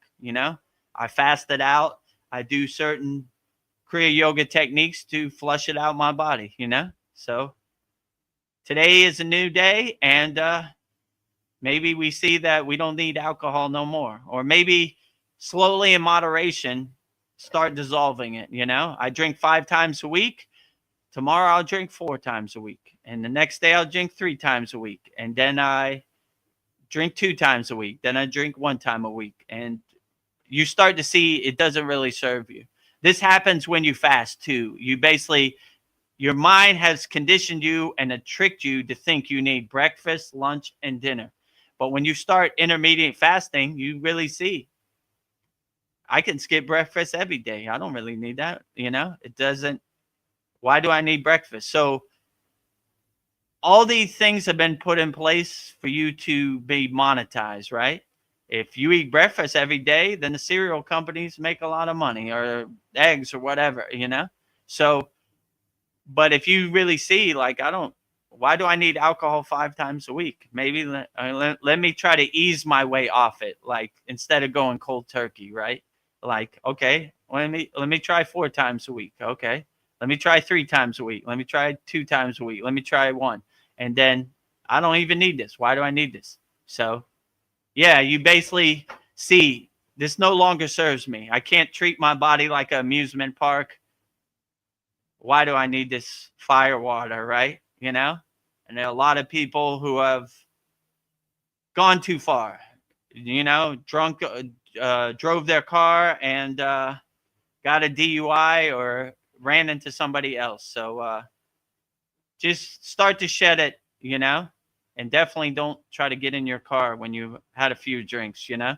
So I don't know, just try to shed it, I would say. But your mind has a way of tricking you to think you need stuff. And when you really see it no longer serves you, you can't do it no more. I can't treat my body like an amusement park. Then you'll start to gradually shed the need to drink alcohol, in my opinion. But take some work, you know.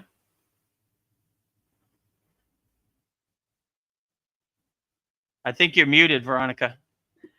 Paul says, I've been known to drink a 40 and smoke a spliff. LOL, if that's what you're talking about. Yeah, see, there, Paul confirms it, right? Paul has been known to take a 40 to the head and hit a spliff, right? Well, I know we're all a house under construction, but I have some thoughts on drinking alcohol.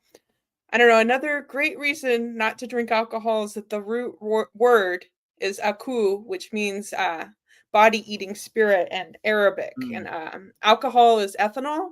It is a chemical used in an industrial solvent. It literally extracts the soul.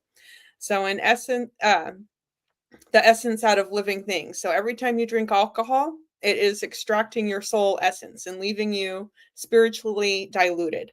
So alcohol causes dementia, Alzheimer's, brain atrophy.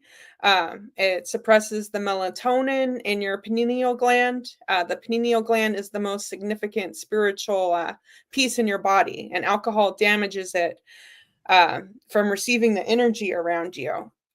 So when you become spiritually potent, you're unstoppable from our overlords. So I have drank in my past, but I think stopping drinking would be good for you. But we're all a house under construction. But it's not good. I would say so. Like when you realize happiness is internal, not external, you start looking for external things to make you happy because you carry that, you know? Like, why do I need, if happiness is inside me as me, why do I need something external to make me happy, you know? So they're basically selling you something they don't have. So yeah, I would suggest make a practice of doing your inner work, and you'll kind of shed these things, you know, that no longer serve you. So yeah, but I mean, it takes some practice, you know. Yeah. We find comfort in that glass of alcohol, that Yeah. spliff, as Paul said, and it's Yeah. it's hard to shed it, right? You know, Well, so I would just I wouldn't go cold turkey because that never kind of yeah, it works. is I would hard. kind of ease your way off it, you know, like but yeah, I mean, the ideal situation, like most yogis, there have been yogis like Neem Karoli Baba who have gotten to such a state where he could swallow 20 LSD pills and not be ineffective, right? So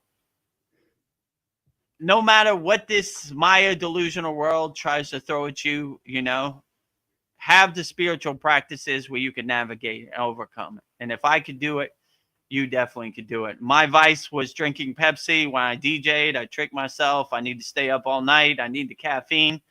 And then one day I just felt a click. I can't do it no more. You know, I'm getting older. I can't treat my body like an amusement park. There've been many people who are my same age who aren't here right now, who didn't get the message. So Yeah. let me pivot, change course, and change direction, and realize I don't need this sugar water no more, you know? what I need it for. But I understand that sugar water be calling you, you know? When I go into 7-Eleven in Thailand, those Skittles be Yeah. calling. Remember what it's like to taste the rainbow? I'm over here, you know? I'm on sale today. Come get me, Yeah. you know? But yeah, just keep on walking, drive past the alcohol store, you know? Try it, you know? I just can't do it no Test more, you yourself. know? Test it. I Yeah. can't do it no more, you know? So I enjoyed it while it happened. Now I just can't do it no more, you know? Yeah. Focus on your spiritual practice, focus on your family, you know? Focus on the things that have meaning in your life. This is just some fire water. Many many enlightened Indians have gone down the wrong path just by drinking too much alcohol. So if it can happen to those very enlightened Indians with their very beautiful Indian spiritual practices, then it could happen to anybody. So yeah, you know, just see it no longer serves you in the present moment, you know. Why do I need this? And Yeah. yeah, if I can shed Pepsi, you could probably shed alcohol. All right. You can do Or it. I would slowly wean yourself off it, you know? Like don't go cold turkey because that never really works. I would just say, all right, I drink 5. Let me cut down, you know? I can't do it no more. Let me go 4 times a week, 3 times a week, 2 times a week, once a week, you know, once a month, once a year, you know, whatever, you know. And you see you don't need it, you know. So yeah, I would try to wean yourself off it slowly and gently. J. Clo shares a pint of whiskey a day, I guess. And then J. Clo says, does the alcohol keep me from realization? Well, Yeah, yeah.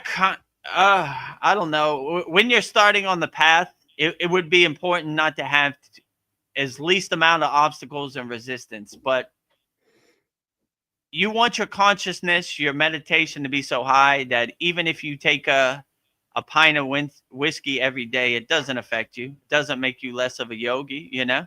So you begin to see that when you do the inner work, these external things affect you a lot less, right? So yeah, if Neem Karoli Baba can swallow 20 LSD pills and not be affected, then do your inner work. So even if you do have a pint of whiskey, you're unaffected, right? You know, it doesn't dull your senses. You know, you're still okay. I would suggest you not drink alcohol because a lot of people have ended up sleeping under a bridge from drinking too much alcohol, you know, or getting too attached to it. So if you do it in moderation and I don't know, you want to treat yourself every once in a while to a pint of whiskey, you know, I would just see that you don't really need it, you know. So, but yeah, it's hard, you know. It's hard out here, you know, especially when your mind tricks you into thinking that, and it'd be calling you once you're in that cycle, right? Like, there's the pub, go get that pint of whiskey, you know, that little yeah. devil on your shoulder, right? I'm like, nope, I'm gonna keep driving past it. You know, Vedagurudev told me to try driving past it. I'm gonna give it a try, and you know, and you really see it doesn't serve you anymore. And the older you get, the less you could treat your body like an amusement park. You know what I'm saying? Believe Yeah. me, I've been there. So, you know, I just can't, you just can't do it anymore, right? I can't do it, you know? You know, there are a lot of people who are my same age who aren't here no more. I have the opportunity to pivot, change course, change direction, and live a long, healthy life for my family. So, you know, be good to yourself and be there for your family, you know? So, we don't need it no more, but it takes a little bit of practice out there, but you can do it, you know. And if it's Halloween and you want to have a spliff and take a 40 to the head like Paul, why not treat yourself? Just don't yeah. do it every day, right? You know, a couple times a day in Well, moderation. yeah. Speaking of Paul, he says it hasn't phased me, I think. There you go. Okay, it's Halloween. I feel good. I've done my asana practice. I integrated Kriya yoga into my daily life. I'm gonna treat myself today. I enjoy a spliff and I enjoy taking a 40 to the head. Why not?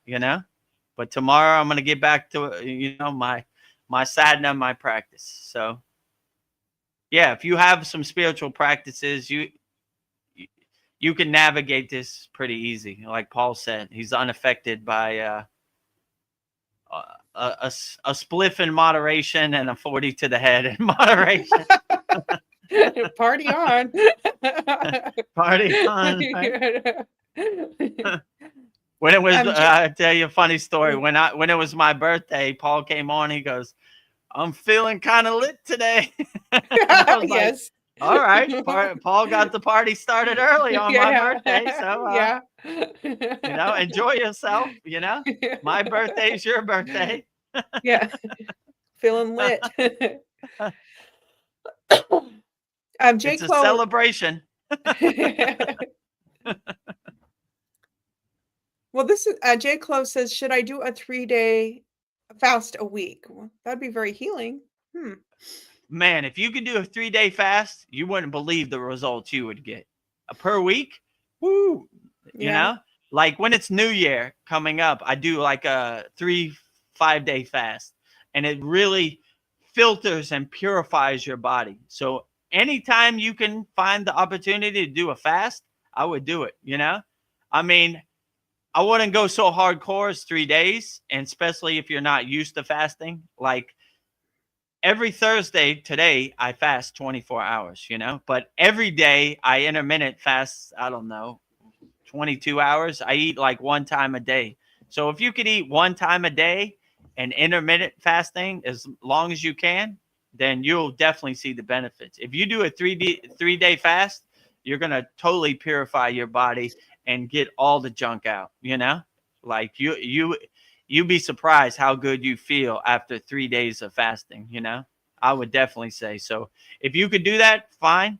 Or if you could just intermittent fast every day, okay, I'm going to intermittent fast for 12 hours a day, okay, fine. That's a good start. So right now I eat one time a day. I guess every day I'd fast for 24 hours, but I mean, or whatever, 23 hours. So, but that's in my case, because I'm kind of used to that. I've had a practice of fasting for many years. So like, but if you're new to fasting, I would just intermittent fast for like 12 hours a day. But if you could fast for 3 hours, oh, you'd be surprised, right? You'll clear and purify your whole body. In my opinion, fasting is the best thing you could do for your health. So I'm a big advocate for fasting, right? Fast as much as possible. You feel yourself getting kind of sick, under the weather, fast, everything should be fast. I think fasting is the best medicine on earth. Yeah. But that's my opinion. So, and fasting is free. So why wouldn't you do it? You don't have to go to the pharmacy, buy no medicine, go see a doctor. Fast as much as possible, I mean, yeah, when I'm sick, that's like my body naturally fasts. I don't want anything when I'm really sick. So my body's telling me right. fast. Listen to your body. It's telling you what it needs. Like, we don't need more food. We need to fast and get this out of our system and cleanse our system and purify our system. So yeah, I would say definitely, J. Chloe, fast as much as possible. And that is the definite best practice. And I've had excellent results. When the C word thing happened, I've never gotten sick.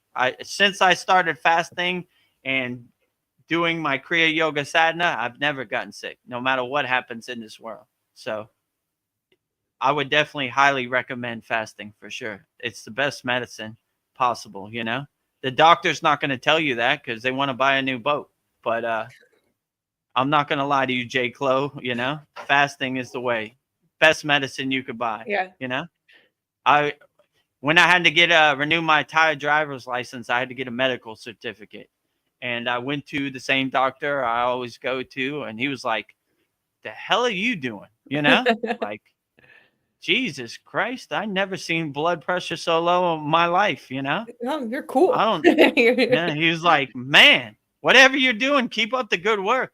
Man, I haven't seen somebody like you forever, you know? Like, Yeah. most people come in here, they're tore up, but you, man, well, I don't know what practice you're doing. He goes, what do you do? I said, I do yoga every day. He said, man, keep that up. You're on the right track, you know? So Yeah. if I could do it, you definitely could do it. And I attribute all that to fasting, you know? You you can't gain more weight because when you fast, you burn the fat that you're storing, you know? So yeah, less in, you shed the weight, burn it off the weight you have. So yeah, if you want to lose weight, you have some medical condition, I would fast for everything, you know? And you would be surprised. That's the best medicine ever. They don't want to tell you that because they can't monetize fasting, right? Yeah. So they want you to buy some pills. They want you to go see the doctor, you know? But yeah, if you just fast, you should be able to overcome anything this Maya delusional world throws at you, any sickness, in my opinion. Well, J. Clo says, I've been doing a 23-hour fast. That's amazing. Keep it up. Outstanding. That's what I do. Eat one time a day and yeah, 24 hours. Yeah, keep it up. You'll be able to. I mean, even if you drink a pint of whiskey a day, if you fast 23 hours, that whiskey's gone. You know what I'm saying? Like, it's not hanging around. You purify, you cleanse it out your system. So I would say fast as much as possible. And if you do a 3-day fast, you'd be surprised how light you feel. You'll feel excellent. You know, you feel like you could run up a mountain. So yeah, I would make it a practice of fasting as much as possible for sure. But keep up the good work. 23 hours, that is excellent. That's what I do. And I feel outstanding every day, you know? So, but you know, but if you can't do 23 hours, 12 hours, 13 hours, 8 hours, it's all good, you know? So anything is better than nothing. So I would try to intermittent fast as much as you can. Everybody out there, you know? And J. Clo says, I think I'm trying to hold on to the old me. Maybe you can be better than the old me if keep fasting. Ah, Yeah, well, I would say every day is a new day. So the yeah. old you died yesterday and the new you started today. So wipe the slate clean every day, you know? The old you is water under the bridge, you know? Clouds passing in the sky, you know? Make the new you the best you could be, right? Yeah. Go in the mirror and look at yourself and say, I like who I am. I like the new me. So be happy the gifts you have. The old you is water under the bridge, clouds passing in the sky, right? You know? So don't be the new you. Don't be the old you. Yeah. J. Clo says, this meditation matrix is a trip. Sure is. Feel like I'm in a I matrix. agree with you. You know, like but you're in the right place, J. Clo. We're not gonna try to trick you or sell you a bunch of Frankenstein techniques, you know. I know meditation works because I experience it. I do it, you know. I didn't watch a YouTube video. I actually live it, you know. So I wouldn't tell you to do something that I don't do, you know. So yeah, there's a lot of landmines and a lot of obstacles, a lot of misinformation out there, but you're in the right place. We'll give you the right techniques. And I don't want your money. All I want you to do is be the best person you could be, you know? So be the best person you could be. And that's why we have our free Kriya Yoga school, kriyayogashop.com, you know, give you some techniques to help you integrate into your daily life, 100% free.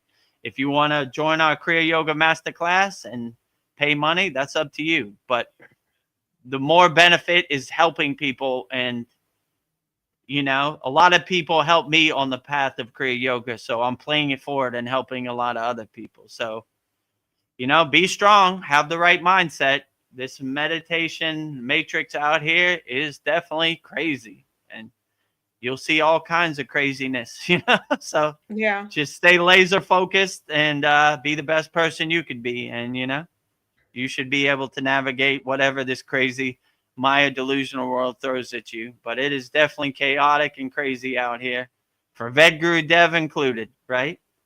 I'm not going to say I have the secrets of the universe. I'm feeling my way around in the dark also, just like you, J. Clo.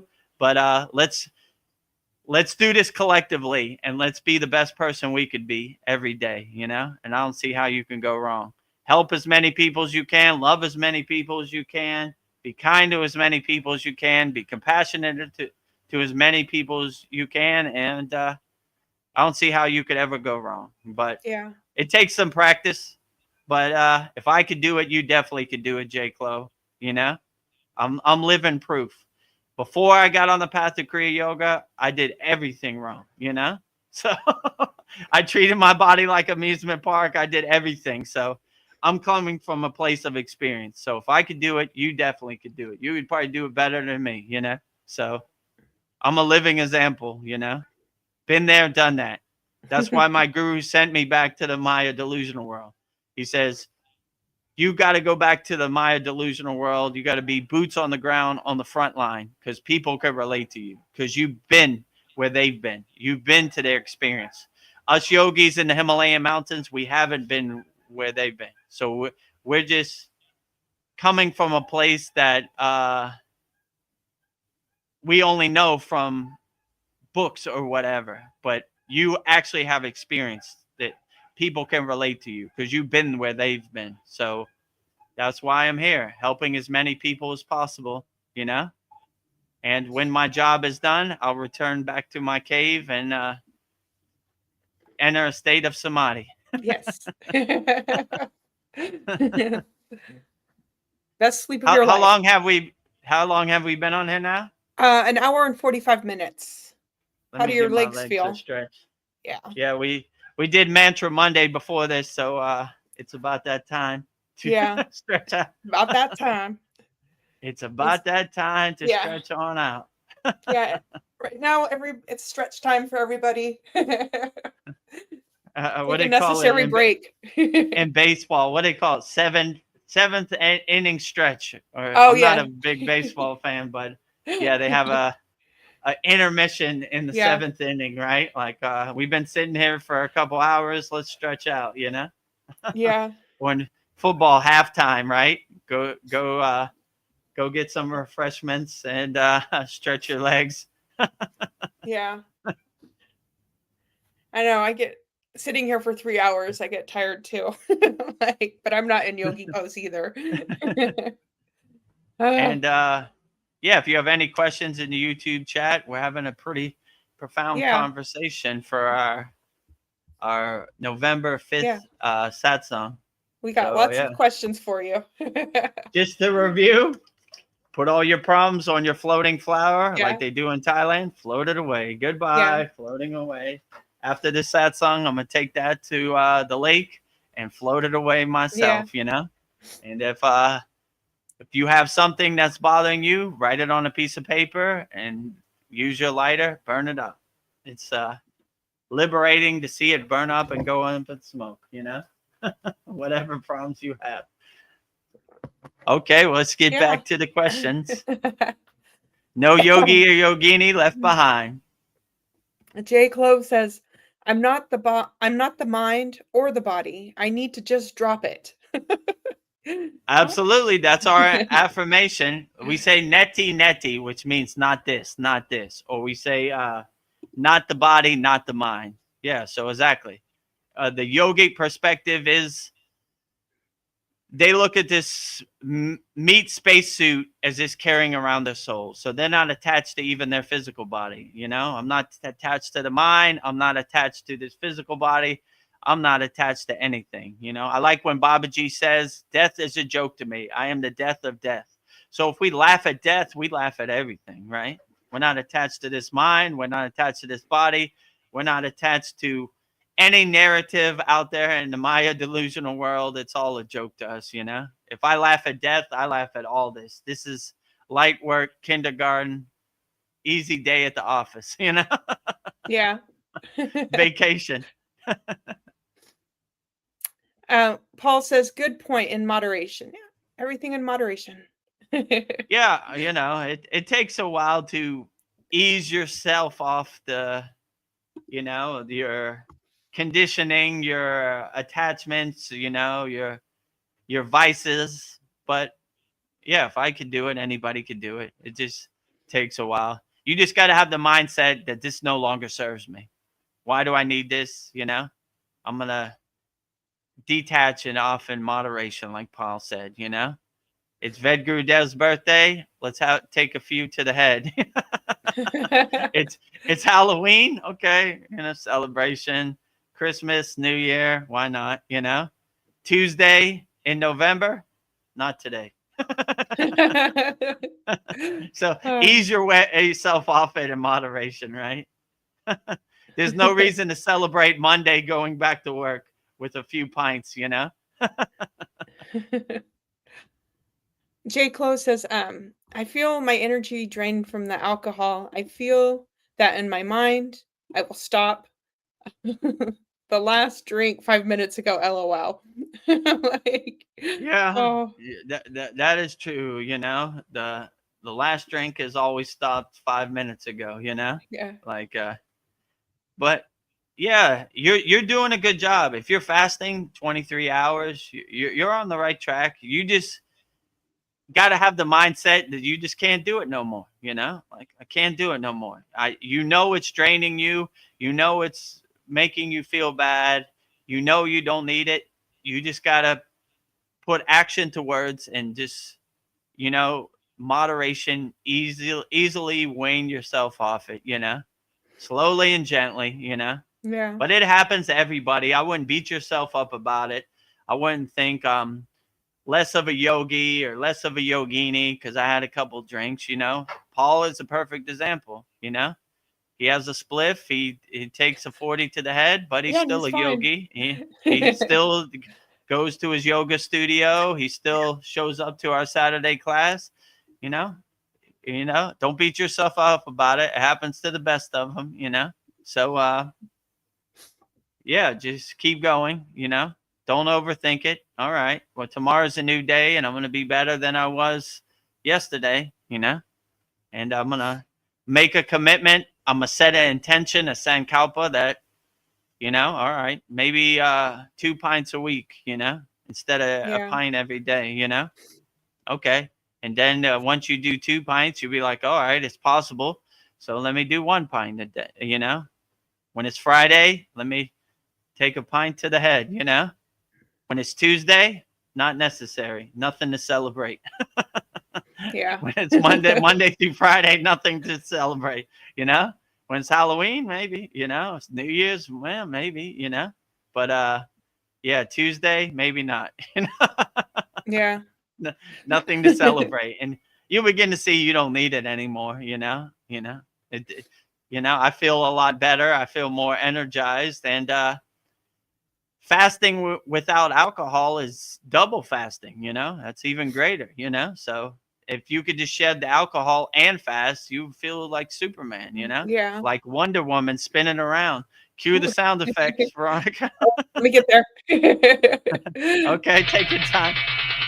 You feel like a superhero, right? I spin alcohol, I spin around, and my energy, my aura is outstanding, Ah, Makes you feel outstanding, right? You yes. see this fire water, this alcohol doesn't really serve you, So if you need, wane yourself off it, it's hard because your whole life, your brain conditioned you. We need this, right? We can't live without alcohol.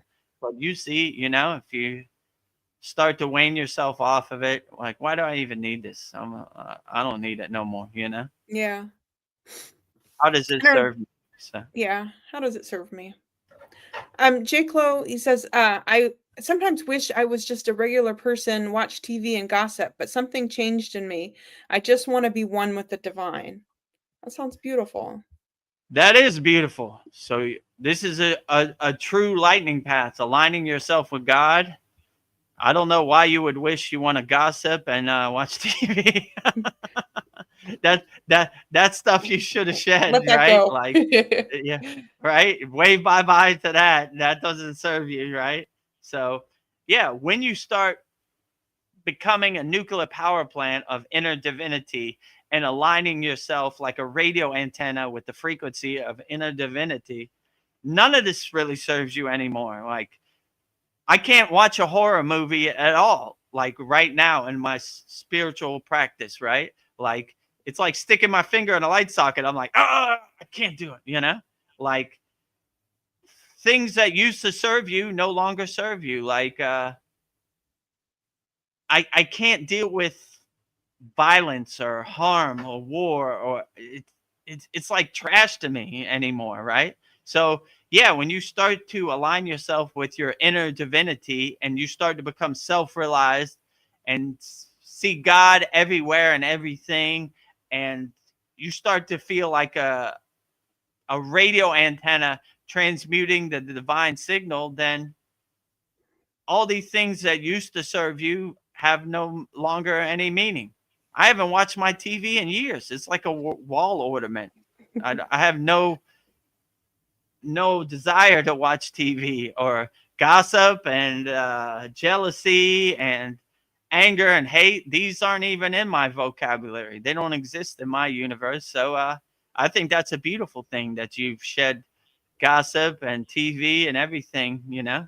That means you're going on the right track, and you're fasting 23 hours a day. You're 90% of the way home, you know. Just a couple more practices to integrate into your daily life and you're good. And if you need some practices, anybody out there, join our group. Go to kriyayogashop.com, and there's a classroom tab at the top, and you'll see some beginner mini courses. I'll give you an asana that anybody could do. I'll give you a meditation that's profound that anybody could do. I'll give you some breath work, pranayama, that anybody could do, and put those in your pocket and look for the opportunity to integrate it in your daily life, and you'll be surprised. But yeah, I'm proud of you, J. Clo. You're 90% of the way home. You know, you fast 23 hours a day. You align yourself with your inner divinity. You can't watch TV no more. You can't gossip anymore. All you gotta do is shed this alcohol firewire, and you're 95% of the way home. So, you know, keep up the good work. You know. Yeah, and, I'm really impressed. When you crossed all those bridges, fasting and TV and all that, all you got, the next bridge is the cross a pint a day. You know. That might take a little more work. It might be a taller mountain to climb, but if you've been crossing mountains, it's easy work. Another day at the office, right? I crossed the mountain of fasting. Now I'm going to cross the mountain of alcohol, and see, it no longer serves me, you know? And J. Clo also adds Bhagavad Gita, Adavanta, Vita Tand, and the Bible. I'm a mess, LOL. I've read all those. That's amazing. Yeah. So you already read the scripture. You know, you read the Bhagavad Gita, you know, Jai Krishna, outstanding. He's a mantra in our Mantra Monday, very profound, you know. So, yeah, Krishna says in the Bhagavad Gita, which is my favorite quote, he says, the supreme science of God, yoga, right? So Krishna is giving you the framework, the blueprint, the step-by-step roadmap to navigate this life, mainly detachment, you know? So, yeah, if you read all this spiritual scriptures, next thing to do is implement it. I like when my guru said, we don't talk about Kriya Yoga, we do Kriya Yoga. So the stories, the books are great, but we have to do the inner work to radiate those, you know? You have all the knowledge. Now let's put it in action, right? Kriya means action with awareness. So we're action yogis. We don't talk about Kriya Yoga. We do Kriya Yoga. So now that we have all the knowledge and the scriptures, and all we need is a couple Kriyas in our pocket, and we're 5% of the way home. A light day at work to shed some whiskey, because I know exactly what Krishna said to Arjuna in the Bhagavad Gita, right?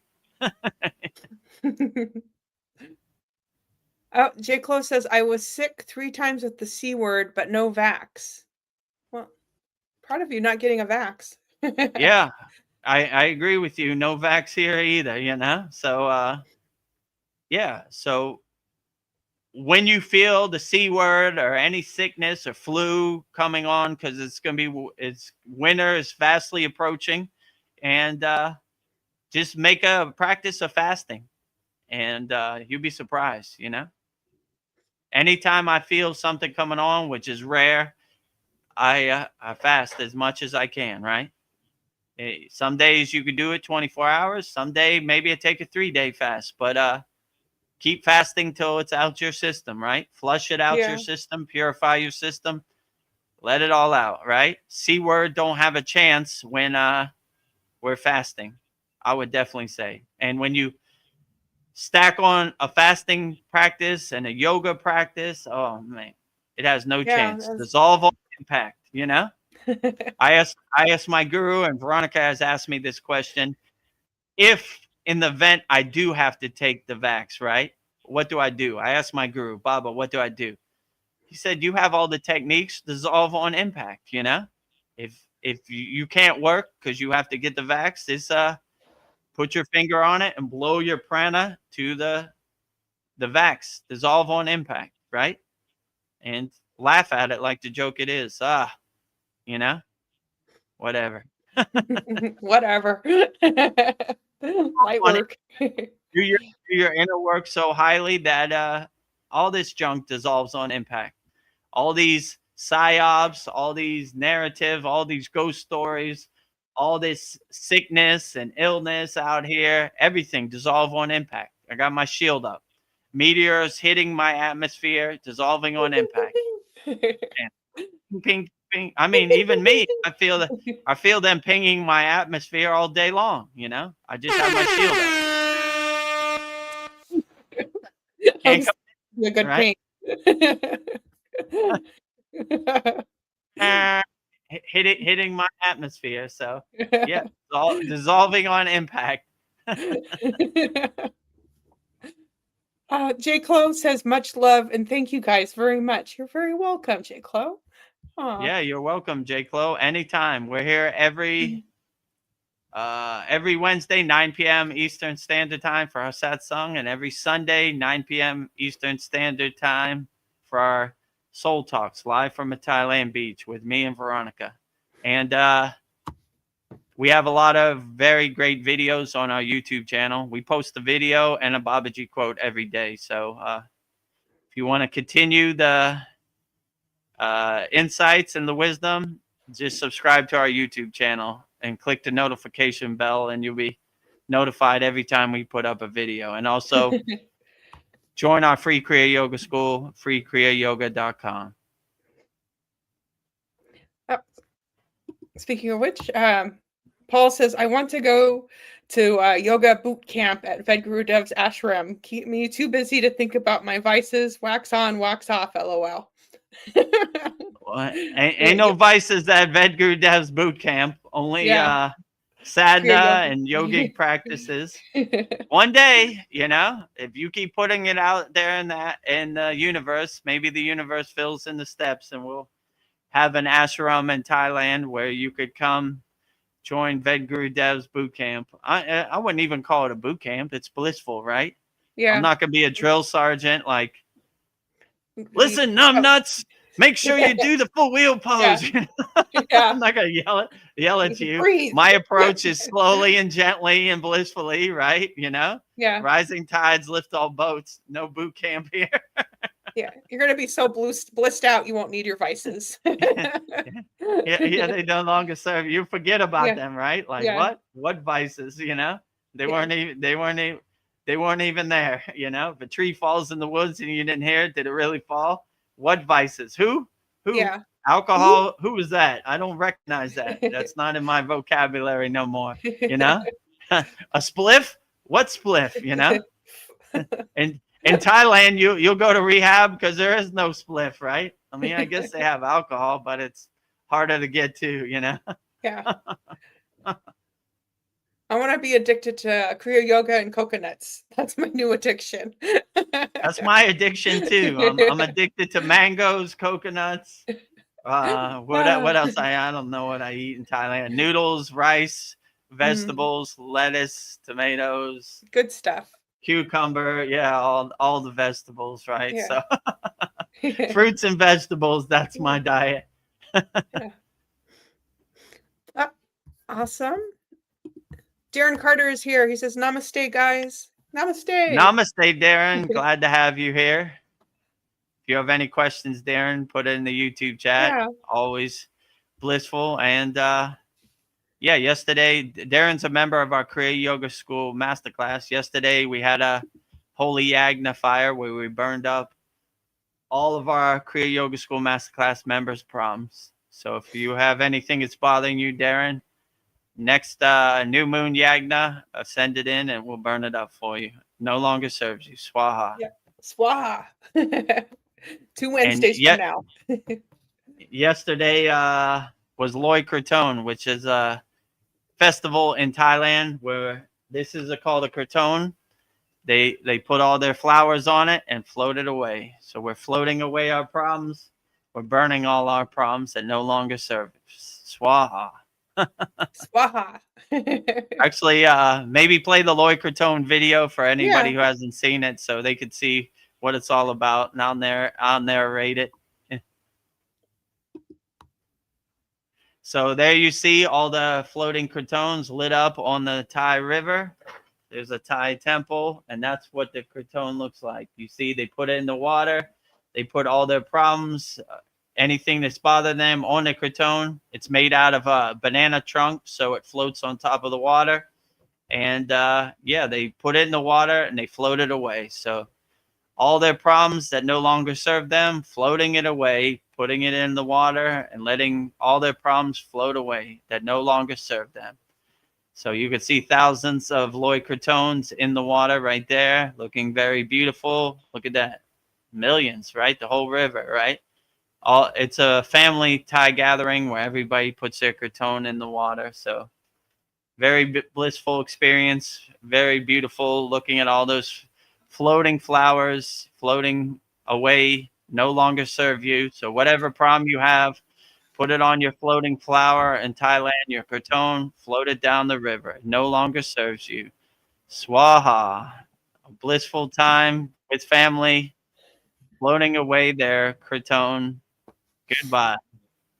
No longer serves you. And it reminds me of Buddha's mantra. Most of the people in Thailand are Buddhists, right? I would say 95% of the population in Thailand are Buddhists, right? And Buddha's mantra is Om Mani Padme Hum. So basically it means the lotus floats on top of the dirty water, untouched and untainted by the dirty water. So it basically means your higher consciousness floats on top of the Maya delusional world and is untainted by the Maya delusional world. So no matter what happens in this crazy Maya delusional world, be like Buddha's mantra, and the lotus flower floats on top of the dirty water. And I like that Buddha's mantra doesn't even have his name in it, right? So Buddha was so detached that he didn't even have the ego play of putting his own name in the mantra. That's a good sign. So have your lotus flower, your mind, your consciousness floating above the dirty water of this Maya delusional world. Jay Clo has a question for you. He wants to know, are our lives fated? And we plan them out? Yeah, it could be. I mean, fated how? That's I'm trying to wrap my mind around that. Yeah, so your whole life you've been conditioned. You've attached yourself to all these identities, so it kind of deludes your true inner potential, your true inner self. So my guru told me one time, he said, Vedagurudev, you're a master of distraction. I go, how do you mean, Baba? He said, your whole life, you collected all these distractions, all these identities, all these conditioning to think that defines your soul. None of that defines your soul. It's all junk that you've been hoarding, you've been collecting your whole life. Take all that stuff, all those rocks out your backpack and throw them out, and go back to when you were a child, you were an innocent soul, just playing in the sun. You didn't care who was president. You didn't care who won the football match. You didn't care what Kim Kardashian wore to the Grammys. You don't care about nothing. So go back to zero. And he would always have the affirmation 0, 0, 0. So he would see me doing my sadhana and he would be like, going back to zero, Vedagurudev, 0, 0, 0, you know? So he always kind of ingrained that into my mind. Go back to zero. So yeah, you can't be fated unless you attach to these things in the Maya delusional world, and unless you try to make sense of the matrix. If you see that this no longer serves you in the present moment, you start to take away the delusion that you deluded yourself with, you know, or the fadingness that you had, right? Because you forgot your true inner potential. But when you realize your true inner potential, all that fading goes away and you become full strength, right? You know, with the Wonder Woman sound effect, you know, never forgetting your true inner potential, hitting Oh, wait. your vitals, There we go. you know, making circles, realizing your true inner potential. So yeah, you can never be faded unless you attach to these conditionings, these identifications. I am my car. I am my bank account. I am my flag. I am my religion. I am this. I am that. When you start throwing away all that trash and throwing all those rocks out your backpack, then it's less possible to be faded. Let's say it like that, you know? So you cannot be faded unless you attach to the faded narrative. So realize your true inner potential, and fading and delusion is a thing of the past. Darren Carter, he wants to know, how quick are these satsangs coming around the world and back again? I don't know, they're coming around. That reminds me of a funny story I heard. My guru said one time, and it's made me laugh. I couldn't stop thinking about this. He said, you know, the lie goes around the earth 2 times before the truth gets his pants on, you know? And I thought that was funny, right? Oh. So, yeah. So, meaning like, you know, everybody's so attached to the lies, the truth that hasn't even had time to put his pants on before the lie goes around the world twice. So, yeah, I would definitely say that we do these satsangs every Wednesday, 9 p.m. Eastern Standard Time. Maybe check your time. It's based on East Coast America time. 9 p.m. Eastern Standard Time. We usually go 3 hours, but we've been known to go 4 hours. I think our record for Maha Shivarachi was 6 hours, which yeah, we stayed on here all night. Yeah, we're trying to keep you up. and then the classroom, the Masterclass is 11 a.m. Eastern Standard Time every Saturday. And our Vedagurudev Soul Talks is 9 p.m. Eastern Standard Time every Sunday, which usually goes 3 hours. And our class usually goes 2 hours, maybe 3 hours sometimes, you know, 2.5 hours. It's probably like the normal. So that's basically how often we're on here. And yeah, every day, as you know, on our YouTube channel, Babaji quote and daily satsang edit. So yeah, we're always in your atmosphere. Yes, we're always we're quick. Daily with pre-recorded videos, live Wednesday and Sunday, and if you're a member of the Kriya Yoga Masterclass, every Saturday. J. Clo's funny. He says, "I am nobody, LOL." That's very profound. Nobody but somebody. That is a good way to humble yourself. I need to realize that more. Like, you know, like I'm not attached to any of these identities, any of this conditioning, you know, I'm just existing in a state of being. So yeah, that's a profound statement also. So as yogis, we always try to stay empty and not attaching to any distractions, conditioning, identities, you know, just trying to stay empty and go with the flow. So yeah, that's a good perspective to have. I am nobody. I am empty. Yeah. I'm just navigating this world. Yeah. I have no clue, you know, what God is thinking. That's what I always say. A God defined is a God confined. I have no clue what's inside the moon. I have no clue what Three Eye Atlas is. I have no clue about any of Yeah. this. I'm trying to feel my way around the dark Yeah. like everybody else, you know? So staying empty, you know, staying light on my toes, keeping an open mind, you know? Like when Paul tells me about Three Eye Atlas, I said, interesting. Tell me more. I'm open to it, you know? Let's see. So keeping an open mind, staying empty, not married to any idea or any tradition, you know, open to all spiritual traditions, you know. J. Clo says, thanks again for the stream. Well, thank you, Yeah, J. no Clo. problem. Anytime. Thank you for showing up and thank you for your profound comments. And yeah, make sure you subscribe to our YouTube channel and join our free Kriya Yoga School. 100% free. Go to kriyayogashop.com. And Yes. you're 95% of the way there, J. Clo. Keep up the good work, you know.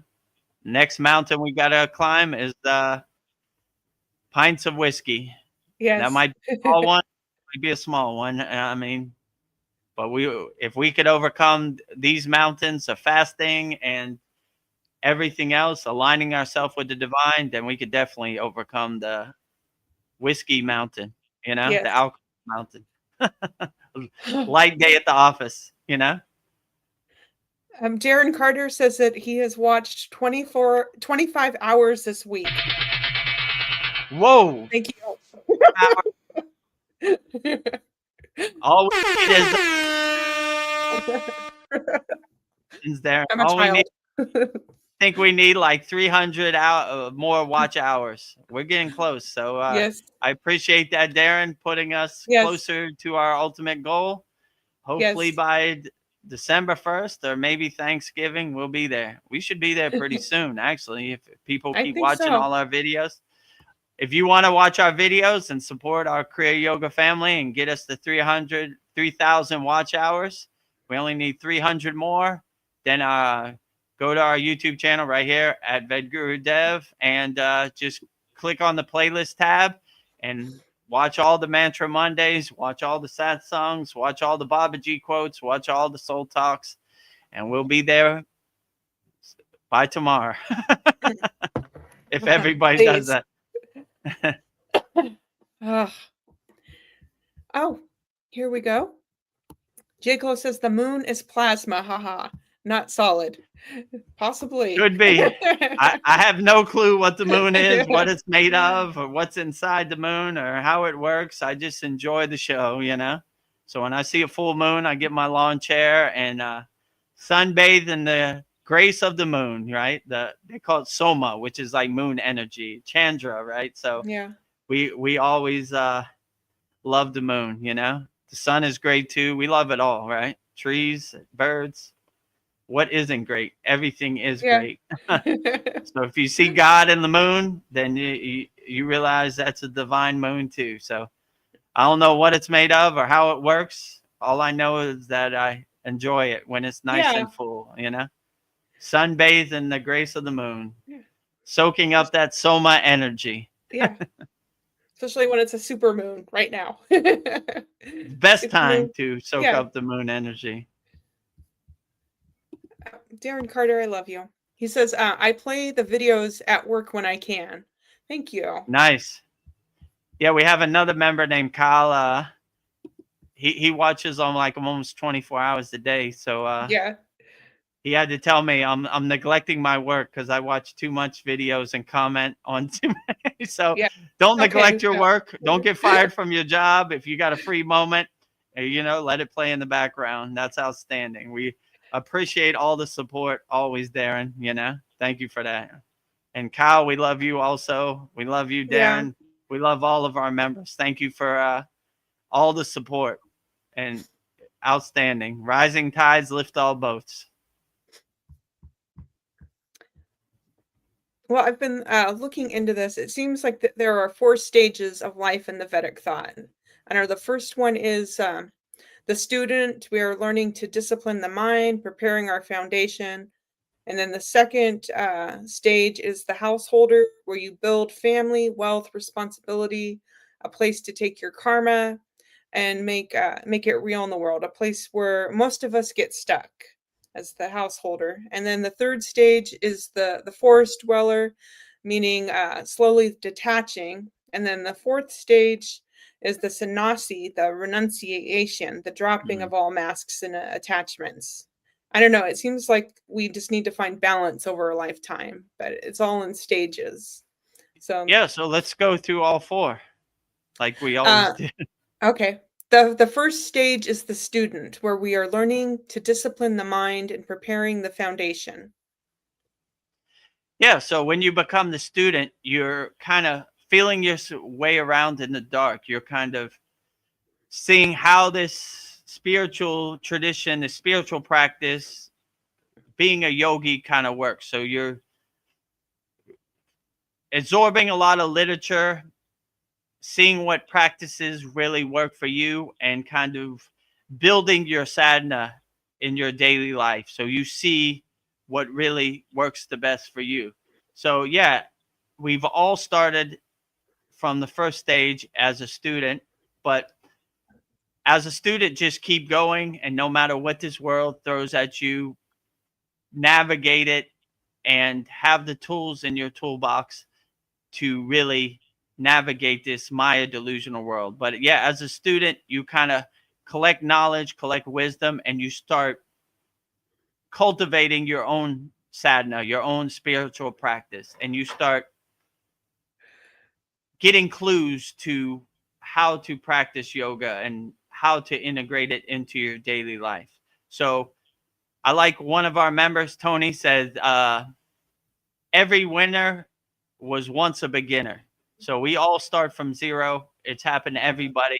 No one was woke up enlightened. Well, I guess there were some people in India who have Yeah. woken up.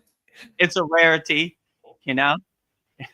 So we all have to start from zero. But when you have the thirst and love for Kriya yoga or any spiritual tradition, you never work a day of your life because you love what you do. So if you have a love for Kriya yoga and you start as a student where we all started, then it becomes a blissful path, And if you don't know where to start being a student, all you have to do is go to kriyayogashop.com, join our group, and we have beginner mini courses to give you some framework and a step-by-step roadmap. And once you master that, if you want to join us, the Kriya Yoga Masterclass, Kriya Yoga Masterclass.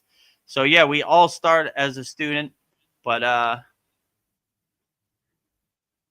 when you find your spiritual home, like if you like our YouTube channel, like Jay Close said, then you have family, and it's easier to navigate being a student. So yeah, we all started as a student.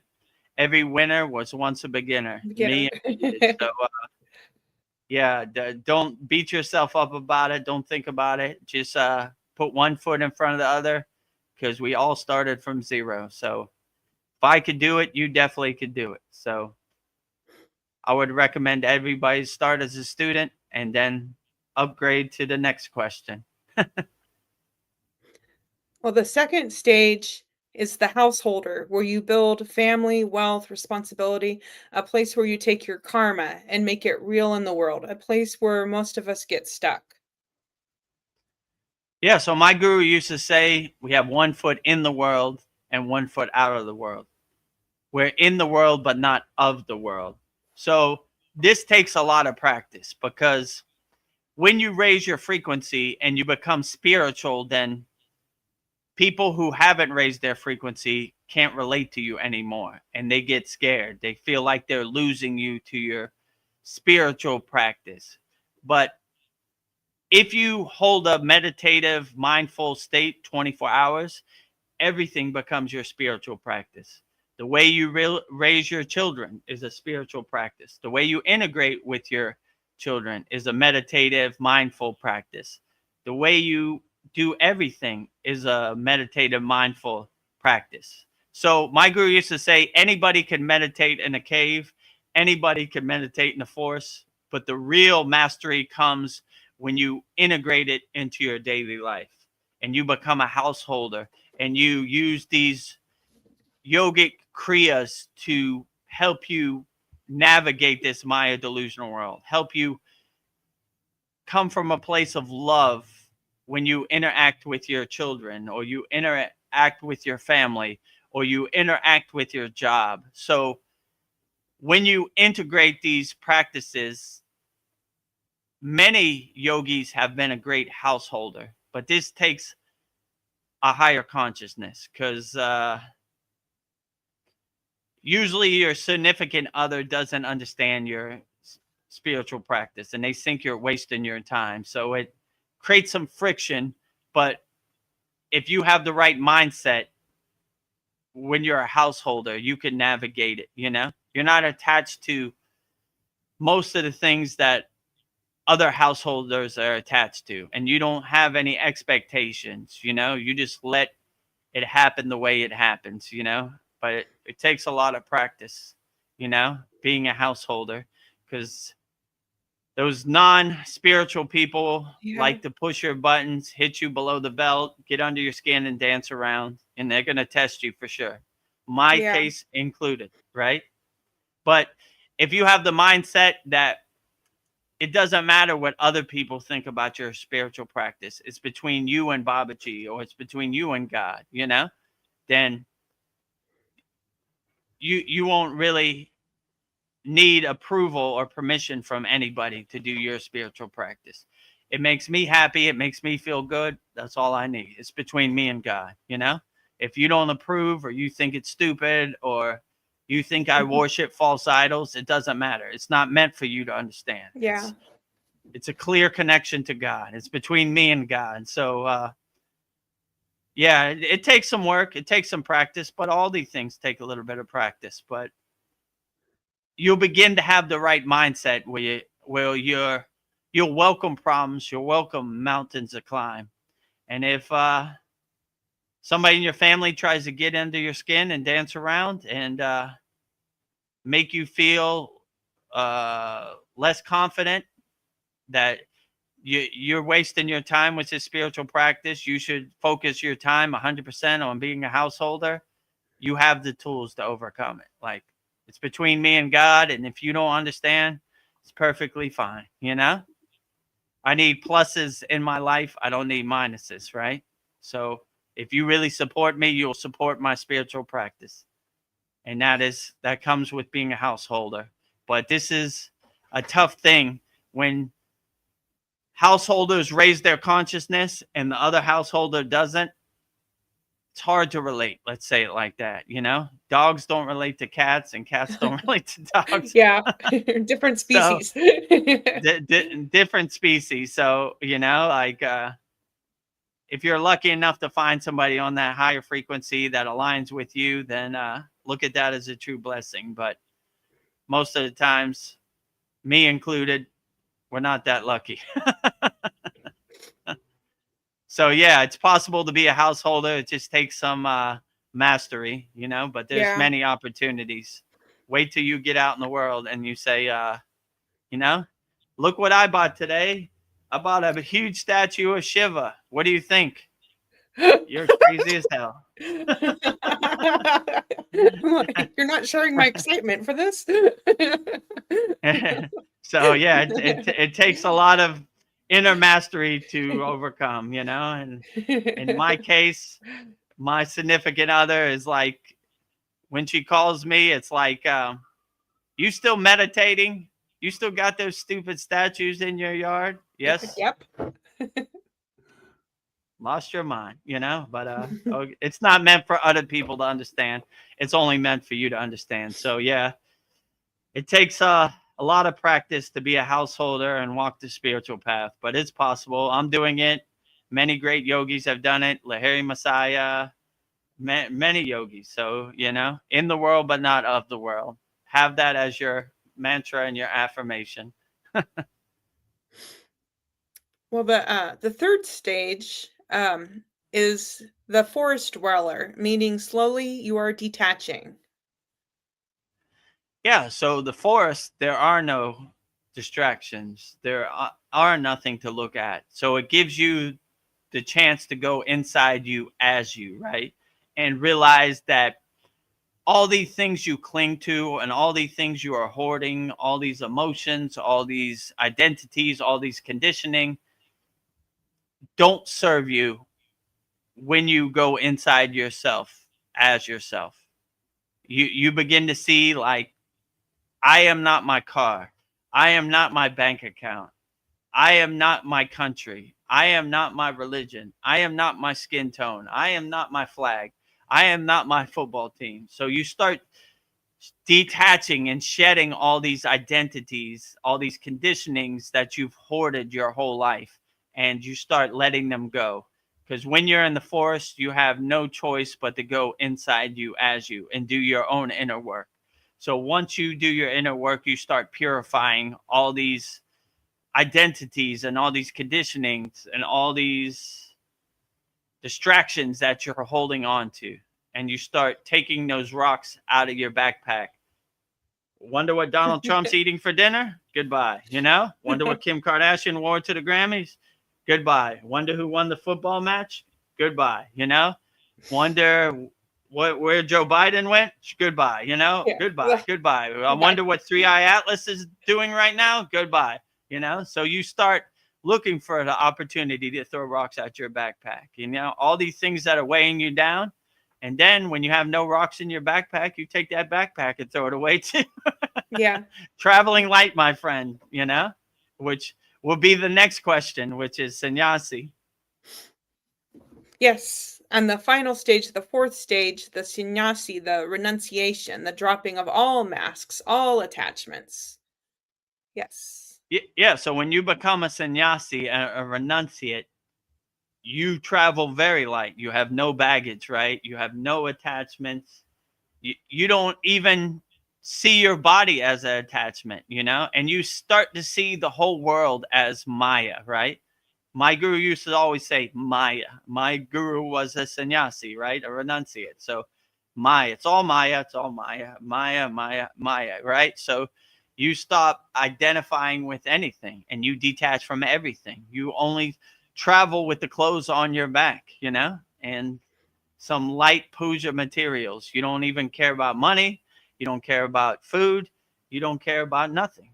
You're just walking the spiritual path. Where you don't even care where you're going. We're walking around. There have been many times we've been in the Himalayan mountains. We don't even know where we're walking. We're walking that way, and we collect other people on the spiritual path, all spiritual traditions. So, you stop trying to make sense of stuff and stop trying to figure stuff out, and you stop getting in your own way, and you just let it happen the way it happens, and you detach from everything.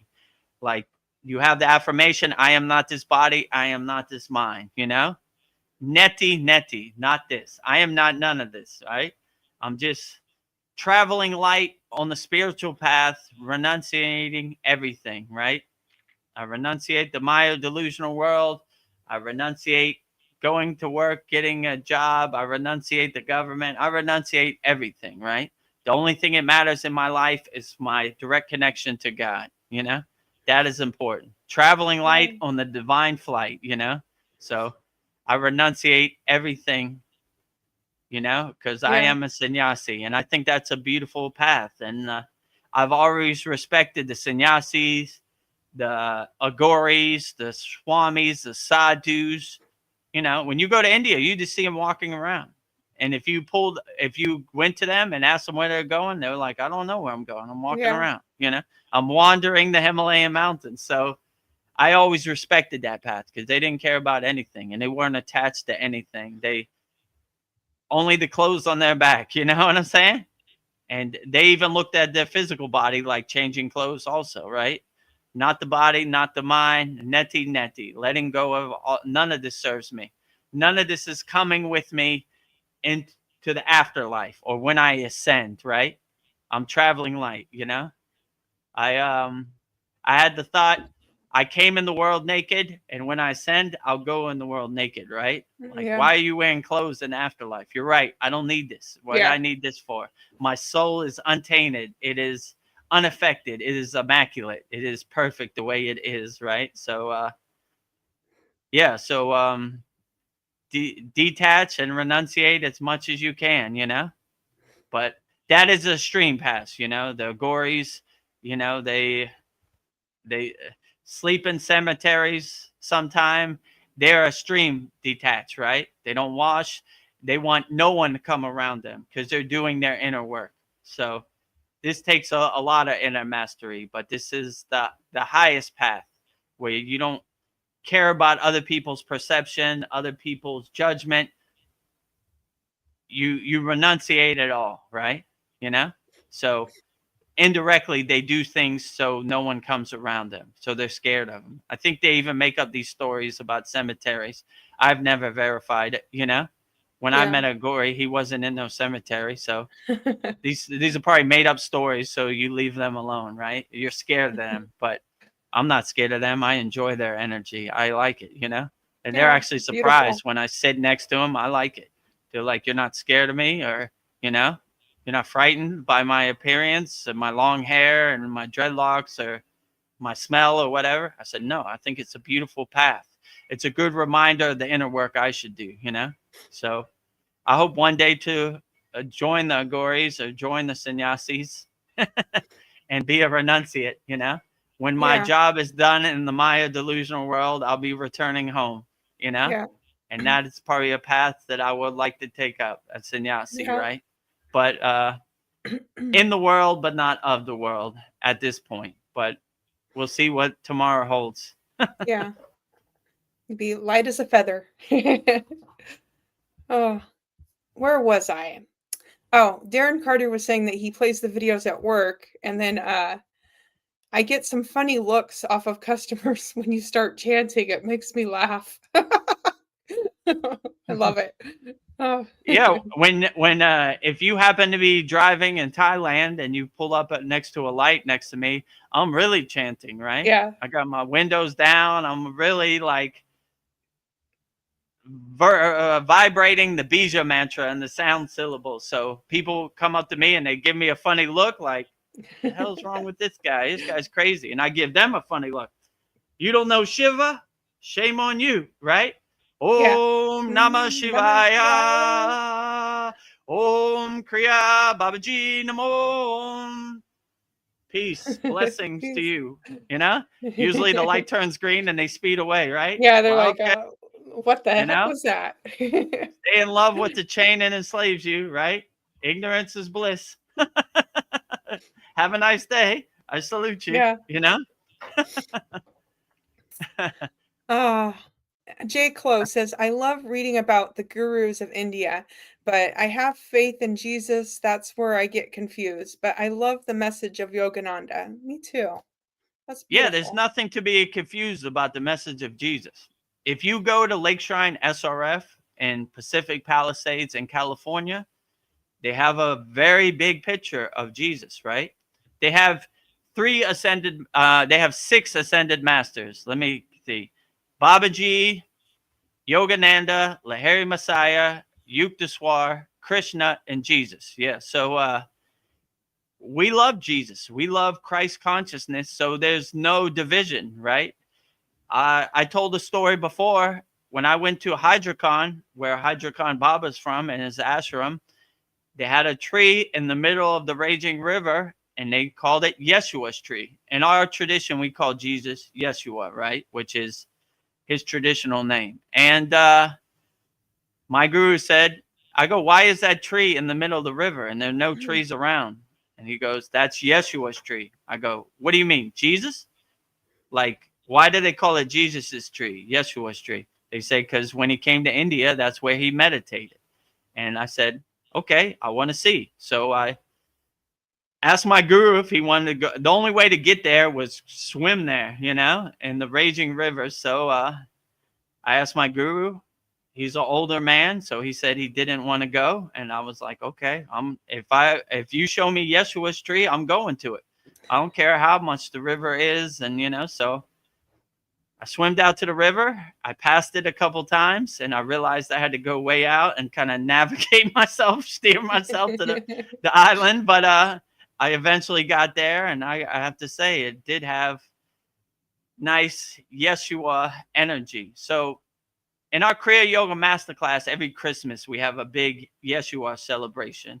So we have a mantra for Yeshua, and we look at Yeshua as our yogic brother. So there is no division between Kriya Yoga and Yeshua. He is our yogic brother, So we respect his teachings, and we respect him wholeheartedly. And like I said, in the Kriya Yoga tradition, he's one of the big pitchers on the main stage with all the other Kriya yogis. So we look at him as a Kriya yogi too. And if you ask me, in my opinion, him and Babaji are working together to uplift humanity. So I love Yeshua wholeheartedly, He's the greatest. So there is no division. Just because you practice Kriya Yoga, when you practice Kriya Yoga and you practice Christ consciousness, you are aligning yourself with Yeshua, with Jesus. So there is no division between loving Jesus and practicing Kriya Yoga. They are one of the same, for sure. So align yourself in Christ consciousness as much as possible. And you are definitely a Kriya Yogi, because Yogananda, Yukteswar, Lahiri Messiah, all these ascended masters, they all practice Christ consciousness, and they all praise the glory of Yeshua, of Jesus. So there is no division. Because you love Jesus, you cannot be a Kriya Yogi. Wrong. If you love Jesus, you are a Kriya Yogi. I would definitely say. But we align ourselves in Christ consciousness. We do the inner work, So we're less attached to the stories of Jesus, and we're more attached to the teachings of Jesus and the path that he laid. So yeah, I would definitely say, if you love Jesus, we love you. If you love Babaji, we love you. You love Mataji, we love you. You love Yogananda, we love you. So there is no division between Christ consciousness and Kriya Yoga. It is the same. So before we take the next question, let me stretch my feet. Yeah. Well, how long have we been on here now? 2 hours and 41 minutes, almost 3. So when do you want to wrap it up? You think 3, right? Yeah, around 3-ish. So okay, sounds good. We're having a good time here. Yeah, this is pretty profound. November 5th satsang. So you got 20 minutes to get your last minute questions in before we wrap it up. So make sure you type it in the YouTube chat. That would be outstanding. Now back to the questions. J. Clo, he just says dogma ? Yeah, dogma. I agree. I agree with you. Most people are attached to the dogma, but the real benefits and the real blessings are from the practice. We do our inner work. We don't talk about Kriya Yoga. We do Kriya Yoga, We're not attached to the dogma. When you start aligning yourself with your inner divinity, other people's dogma doesn't apply to you. You have a direct connection to God, right? So when people come and say, let me tell you a story about God, to me, I'm like, I don't want your story to become my story or your dogma to become my dogma. I have a direct connection, and I don't want no middlemen. I don't want anybody disturbing my connection, Most people are like, let me tell you a story about God, And how can they know what your connection to God is, So we're not attached to the stories. We don't talk about Kriya Yoga. We do Kriya Yoga. So, less dogma, more supreme science, I would say, right? I look at Kriya Yoga as not dogma. I look at it as the supreme science, right? We test it, we observe it, we experience it, we know it, we feel it. So no one can tell us it doesn't work, because I know it works because I do it. I feel it inside myself. So I don't want you to believe me blindly that Kriya Yoga is the way. Test it, observe it, experience it, feel it, know it for yourself, right? So less dogma, more experience, right? I want you to tell me it works. I don't want you to blindly regurgitate what I say, you know? Like, Yeah. less stories, more inner work. Let's say it like that, you know? The stories aren't going to do the inner work for you. Only you could do the inner work for you. And no one knows how you feel inside your body. We're all on different levels. So it's not one size fits all, you know? It's up to you to find out what your spiritual path is that works best for you. And that would be the best spiritual path, I would say. So, yeah, no dogma, more testing, observing, experiencing, you know, more science observation, you know. Yeah. I did this asana, my body feels good, keeping it, you know. I did this asana, my body doesn't feel good, throwing it away, you know. So you basically keep what serves you and shed what doesn't serve you. So it's not one size fits all. Like, let me tell you a story about Jesus and you're enlightened, you know. It's more, you do your inner work and you experience it for yourself. And none of these stories are going to do the inner work for you. So no dogma, more a scientific approach to practicing Kriya Yoga. Test it, observe it, experience it, know it, you know? So don't believe me. Like, let me tell you a story about Jesus, you know? Like, I would just say, here's the Kriyas, put them in your pocket and do it for yourself and see how you feel. You tell me it works. Yeah. Next, Darren Carter says, currently working in a house where the customer was in the special forces, and he said to me, "Hey, Sonny, what the hell are you listening to?" It tickled me. It tickles me too. Sonny. Hey, Sonny. Sounds like Sonny, are you listening to those tree huggers in California with their mantras and their asanas? Don't you know that don't work? Yeah. We in the special forces, you know, when we saw somebody in the jungle, they were singing these mantras, we shot them up there. Yeah. So yeah. That's how you if it makes you feel good, Darren, it doesn't matter what other people think, you know. So don't let them get under your skin, push your buttons, calling you Sonny. You know, Sonny, let me tell you a story about the special forces. Okay, that's great, you know. But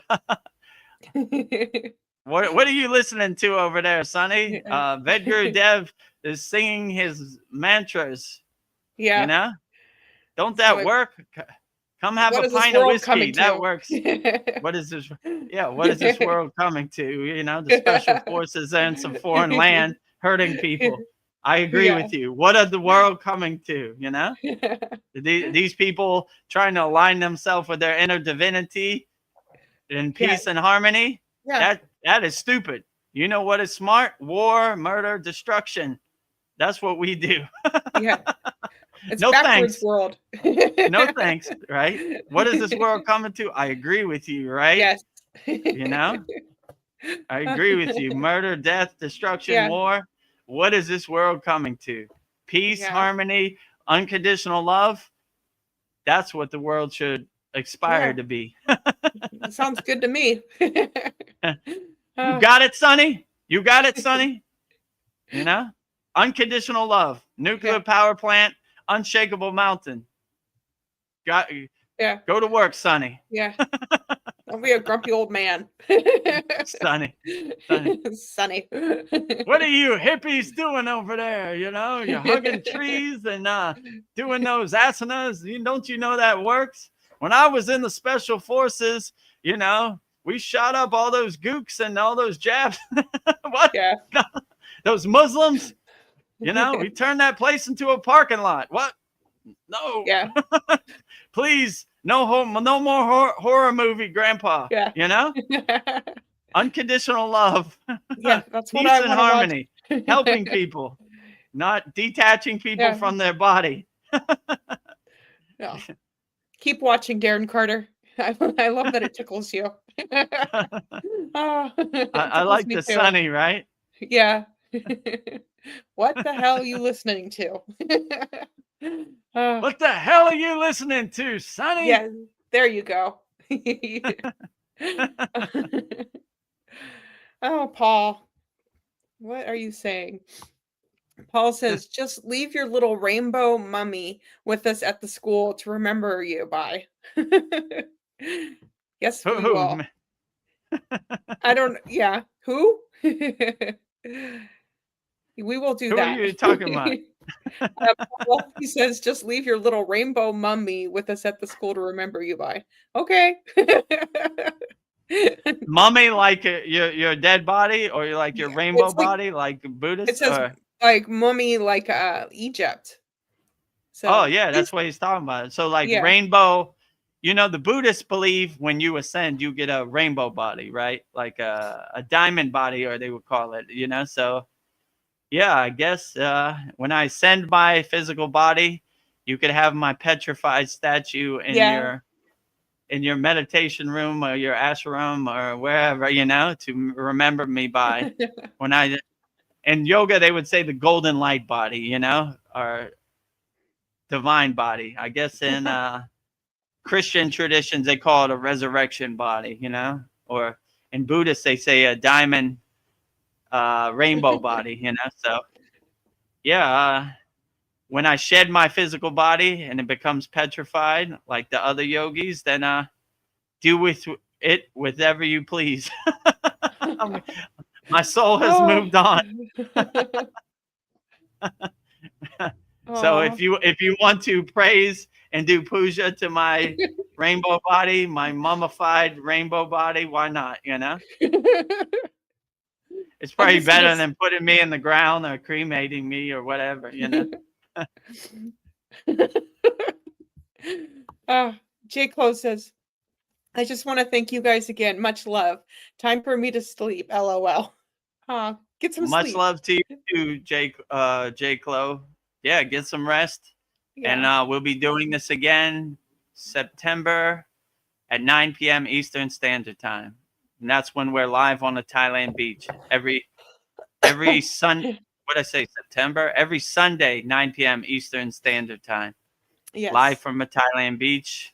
You see the palm trees in the background with me and Veronica. And we do this satsang every Wednesday, 9 p.m. Eastern Standard Time. Live from my yard, right? And my Yagnan statues, certificates, and all that stuff. Paul says, Veronica can be the caretaker of your Mahasamadhi and keep you on her mantle and bring you out on special occasions like Guru Purnima. Okay. I guess, you know, why not? Depends which form I take. You know, I get cremated, just bring my ashes out, you know, sing some songs to my ashes. Or if I become petrified, like I've been to Samadhi shrines in India where it's a petrified yogi and there's still consciousness in there, maybe 10%, not 100%, but there's something in there. There's some kind of energy, but they've shed their physical body and it became petrified where they can't come back, you know. So there's some sense of consciousness in there, but they can't come back to their physical body, you know. They've gone too far. They crossed the threshold of going back to normal life and attaining Mahasamadhi, petrified life. So yeah, if I ever get to that state, just put my petrified statue body up next to the fire or on your mantle or in front of the ashram, you know, and you know, I'll enjoy the show, you know, from the astral plane. Darren Carter, he says, what was funny? I would say something. What was funny? I went to an ashram in Venice Beach in California, Yes. right? And they're Hare Krishnas, right? They're devotees of Lord Krishna, right?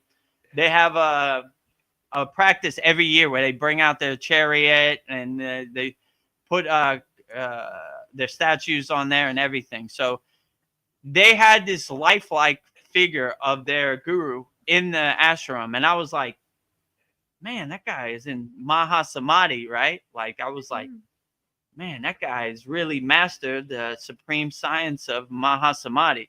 And then my brother, who lives in Santa Monica down the street, he was like, that's a statue. That's not a real person. And I was like, man, it was like in the dark and the distance. I was like, man, that is very lifelike. I thought that was a real person.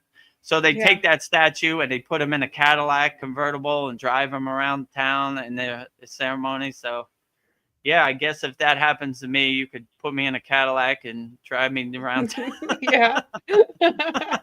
Only on special occasions. A statue, right? You know, like Babaji's birthday, Guru Purnima. Like, no, I'm in the back, right, driving around. Like, oh, look at that guy. He's in deep meditation. No, I've transcended already.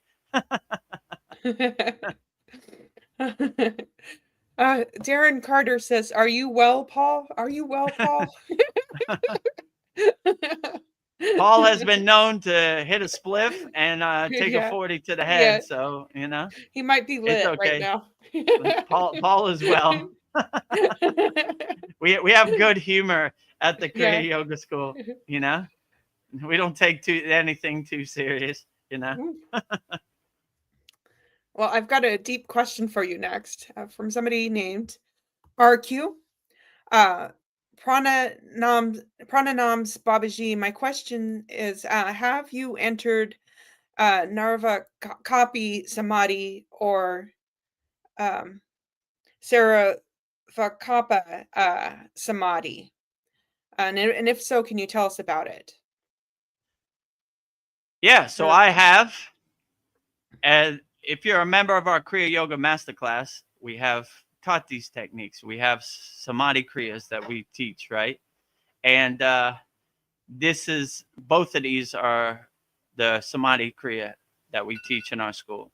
So I have attained Samadhi. So what I like about Samadhi that my guru said, people who talk about Samadhi don't know Samadhi. People who don't talk about Samadhi know Samadhi. So describing Samadhi is like trying to hold water in your hand. It's almost not possible. The best way I could describe these higher Samadhi states are that there's different visualizations, but the best visualization, let's say Nirvi Sankalpa Samadhi, right, is that you're in a white room where there's nothing to attach to. There's nothing to look at. You're just sunbathing in the grace of God. So when you attain the higher Samadhi states, it's a state of emptiness. You know, I told a story before. I went into a state of Samadhi, and for 5 days, I didn't come out. In Samadhi, food doesn't matter. Time doesn't matter. Weather doesn't matter. Nothing matters. It's a state of infinite emptiness, right? There is no beginning and there's no end. So there's nothing to attach to. The best way I could describe a thing that can't be explained is you're in a state of being, a state of oneness, a state of wholeness with your inner self, right? And you're beyond anything physical. None of that matters. So I went into a state of Samadhi, and for 5 days, I didn't come out. And we have a rule in the Kriya Yoga tradition, in our lineage, our parampara, that we don't wake somebody up when they're in a Samadhi state, right? Like when I went up the Himalayan mountains, we saw this one guy. He was dressed like Shiva. He had the trident, everything. He was in deep Samadhi. We didn't touch him. We observed from a distance, you know, more than 20 feet. You know, he was in such a state of Samadhi that he had snow all over him. We don't bother people in samadhi, right? We let them do their inner work, you know? So when we came back, he wasn't there. So obviously he came out of it, but there are people who never come out of it. That's why the highest blessing you could have in Kriya Yoga is a samadhi shrine where you've attained the highest state of samadhi, right? We celebrate that. We pray to that, you know, that these yogis, these siddhas have gone into a samadhi state. So my guru, after 5 days, woke me up out of the samadhi state. And I couldn't understand why. And he was basically like, you've been in there 5 days. And I didn't believe him. I was like, I've only been in samadhi for 15 minutes. He's like, no, you were going to cross the threshold of petrified yogi, like I said before, and coming back to your physical body. So you need to make a decision. Are you going to go to Mahasamadhi, or are you going to come back to your physical state? I made the division to come back to my physical state, but I would say putting crude words to such a high, blissful state is doing it an injustice. The only way you could really truly know samadhi is by entering into the samadhi state.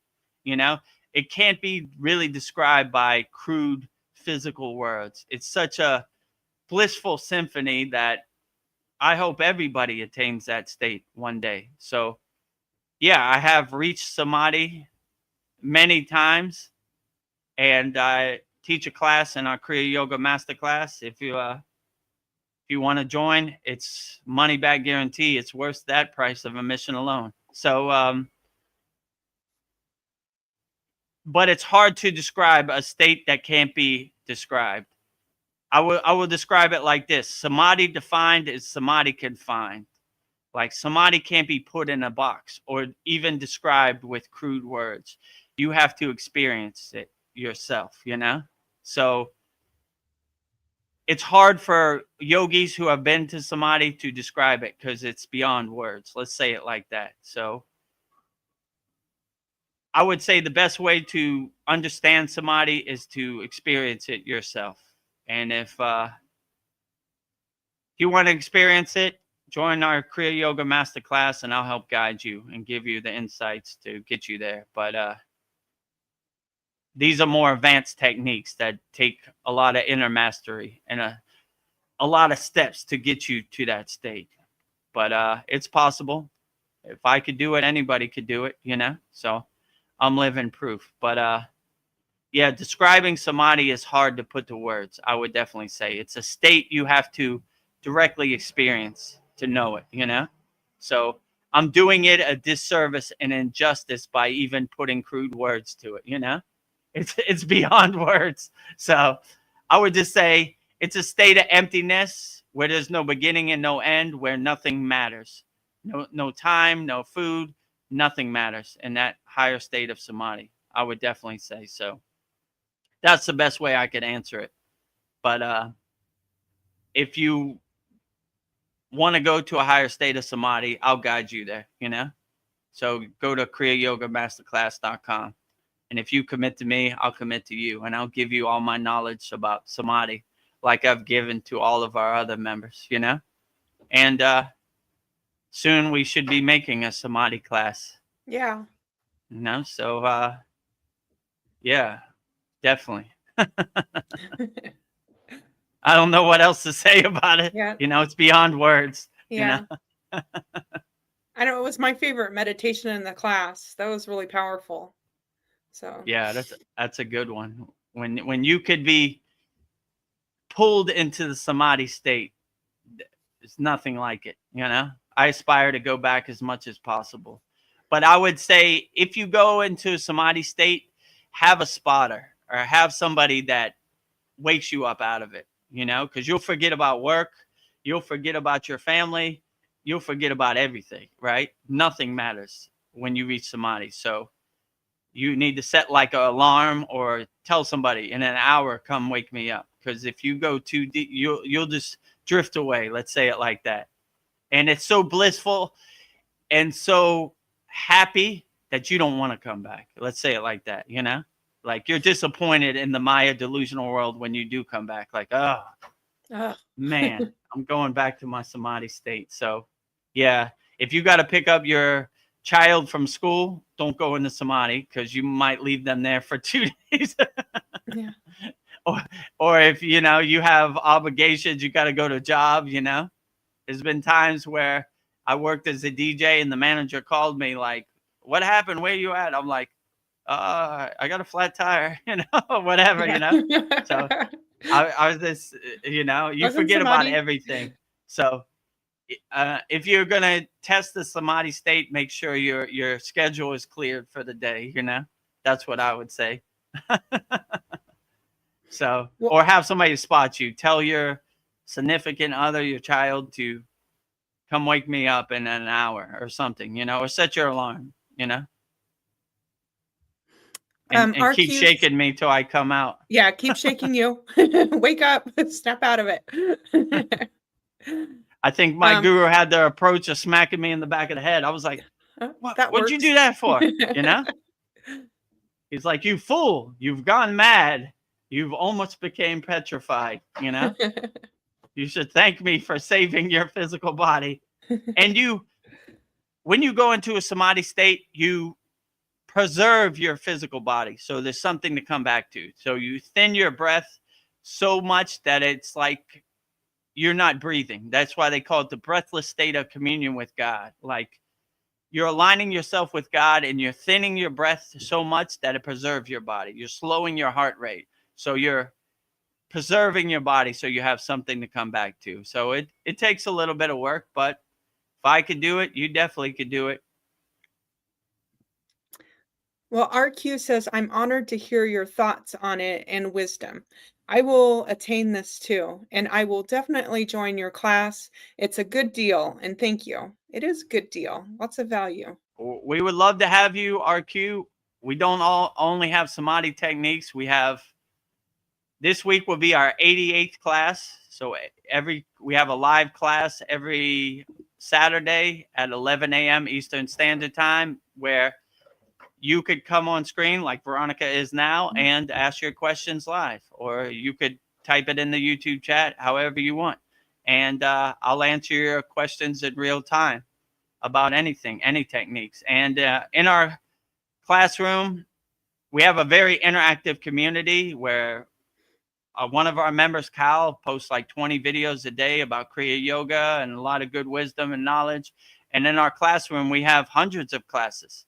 We have a asana classroom. We have a pranayama classroom. We have a meditation classroom. We have a mantra japa classroom. We have a mudra classroom. Is there anything else I'm missing? I think we have some other classrooms. And then we have different levels. We have a beginner classroom. We have intermediate. We have advanced classroom. And then once a month, we do a full moon yagna, which is right here, where we burn up all of our members' problems. So whatever problems you have, financial, health problems, family problems, emotional problems, we burn it up in the holy yagna fire. It no longer serves you. And then we have these live streams twice a week. Every Sunday, 9 p.m. Eastern Standard Time. Soul Talks live from a Thailand beach. Every Wednesday, 9 p.m. Eastern Standard Time. Satsang, which you're on right now. And every day on our YouTube channel, daily Babaji inspirational quotes and daily Satsang and Soul Talk And videos. every Wednesday you do your soul coaching, so you can talk to Vedagurudev privately and ask all of your questions. So yeah, so I'm available to all of our Kriya Yoga School Masterclass members 24 hours a day. So all you do is send me a message and say, when you're available, can we go on a private call? And it's private. It's not recorded. No one else can see it. It's only me and you overcoming whatever you're going through in the present moment. So, yeah, I think it's great value. So join the Kriya Yoga Masterclass, kriyayogashop.com. And I would love to see you in there, and let's walk this Kriya Yoga journey together. Darren Carter says, good move, RQ. Yes, good move. Yeah, Darren Carter is a member of our Kriya Yoga Masterclass. So We have a very loving, interactive community, and we would love to see you in there, RQ. Darren Carter says, "What's live today? I'll turn it up for the customer." Well, this is the only live one for today, but you go to our YouTube channel at Vedagurudev and click on the playlist, and you could play it for the next. I think we have over 600 videos now, so you could play it 24 hours a day for the next 3 months. Ooh. RQ has some really good questions.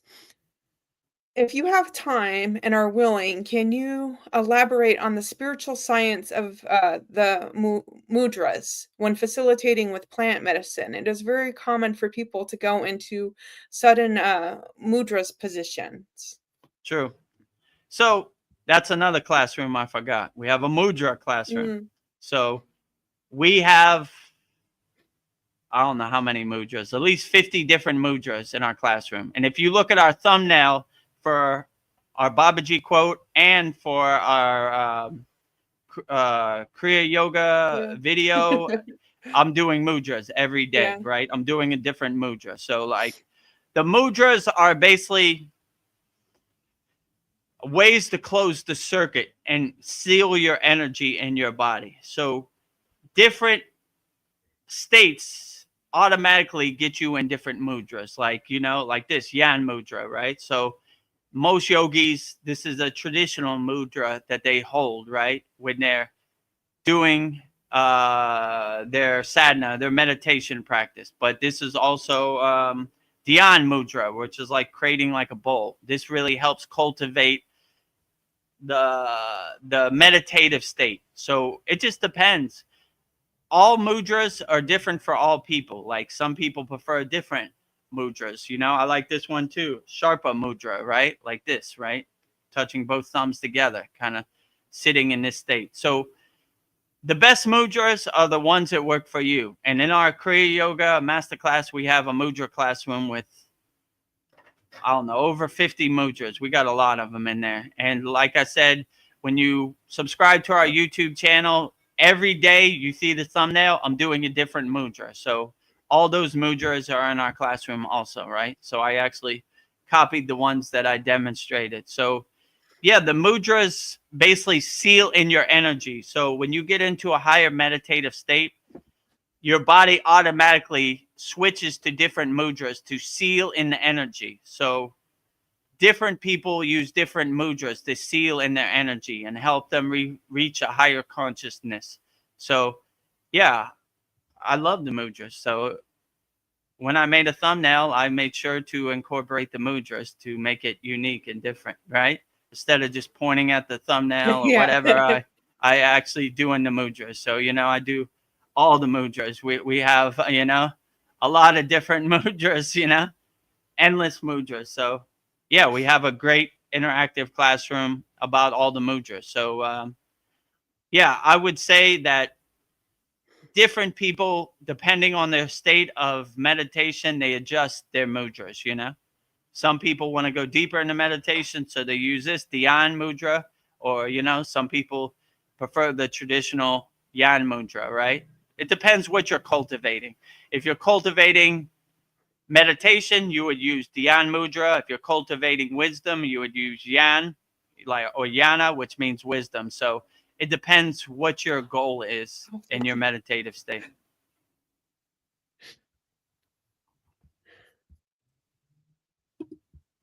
Darren Carter noticed I was coughing, sneezed. He's like, "Bless you, Veronica." Thank you, Darren Carter. I muted it so I could not disturb you.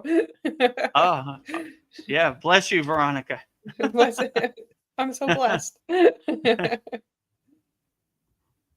Yeah. So if you want to learn mudras, pranayama, all this, it's all we have on-demand class for all these, and you could watch it a million times over. It's not like a one-time thing and it dissolves. You could watch it over and over and over, and there's endless wealth of information in there. So yeah, go to Kriya Yoga Masterclass, and I hope to see you in there. RQ, be looking for you. We have 75 members right now, so I look to see you as number 76. And we have a very loving, interactive community. Veronica is what I call an A1 Day 1 member since the beginning. Darren Carter is a member of our Kriya Yoga Masterclass. Paul is a member of our Kriya Yoga Masterclass. You know, Mariana, everybody. So we have a very loving, interactive community. Rising tides lift all boats. Yes. Well, RQ says wonderful and thank you. Thank you, RQ. Yeah. Thank you for the profound questions.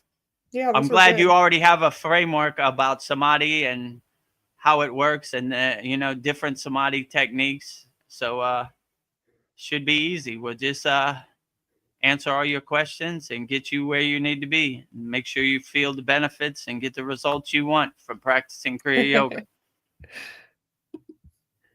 And Darren Carter says, thanks, guys. Love and light to you. Love and light to you, too, Darren Carter. Oh. Yeah, love and light to you, Darren Carter, always. Thank you for all your profound comments on all of our YouTube videos. And thank you for being a member of our Kriya Yoga Masterclass. Yes. I just want, wherever you're at, good day and good night and peace and blessings to all. So, yes. Yes, absolutely. So I guess we'll wrap up our November 5th Vedgurudev's live Kriya Yoga Q&A Satsang with me and Veronica. If you haven't, make sure you subscribe to our YouTube channel at Vedagurudev. Watch as many videos. And we have great Babaji quotes. We have great Mantra Monday. You know, this Mantra Monday will be Shiva's daughter, which will be a very profound one. We recorded it before this satsang, so it should be great. And there's also 12 other mantras in there. Babaji, Mataji, Shiva, Lakshmi, Kali, Krishna, Brahma, Saraswati. Who else am I missing? Durga, Maruga. Who else am I missing? Shiva's daughter, which is named Ashoka. Did you say Krishna? I don't know. Yeah, we have so many. Yeah. So go subscribe to our YouTube channel and click on the playlist, and you'll see Mantra Monday. It's all of them lined up. You can watch them, and every day we do a Babaji profound quote. They're all in it has its own playlist also. Every day we do a Soul Talks or a Satsang video. There's a playlist for that too. And all of our live streams are in the podcast tab. So you can watch it. We only need 300 more watch hours to be monetized. So watch as many as you can, you know. And also, if you want to practice Kriya Yoga 100% free, go to freekriyayogashop.com. We have over 820 like-minded Kriya yogis and yoginis practicing Kriya Yoga all around the world, 100% free. And also the same school is soullender.com. We're connecting souls. At the top of our free Kriya Yoga school, Soul Lender, there's a tab called Map. And you see location pins of people all around the world. So maybe you could find a like-minded yogini or yogi to make a romantic connection, or maybe you could just find people who are practicing yoga in your area and make some great connections. So that's 100% free, freekriyayogashop.com or soullender.com. And if you want to join me, Veronica, Paul, Cal, Darren, Mariana, all of our Kriya Yoga School Masterclass members, and master the advanced techniques and master the supreme science of Kriya Yoga, go to kriyayogashop.com. Well, before we go, I have a couple goodbyes for us. RQ says, God bless you, and I'll see you on the Masterclass. God bless you too, and I look forward to seeing you inside our Kriya Yoga Masterclass, RQ. The pleasure's all mine. And Dreamtooth CS says, blessings to Vedagurudev and all. Blessings to you. Oh. Blessings to you, Dreamtooth CS also, you know. Blessings to all. All blessings to everybody out there. It looks like that's all the comments. Let me rest my feet for the Yeah, last rest up. 5 minutes. How long have we been on there now? 3 hours and 18 minutes. Whoa, okay. Yeah. It's about that time, Yeah. Okay. Let's get to work. Yeah. So if you're going through anything and you want Babaji's assistance and you want to call Babaji's direct phone number, I will now give you mantra diksha for Babaji's Mula mantra, which is Om Kriya Babaji Nama Om. And Veronica will say it so beautifully right now. Om Kriya Babaji Nama Om.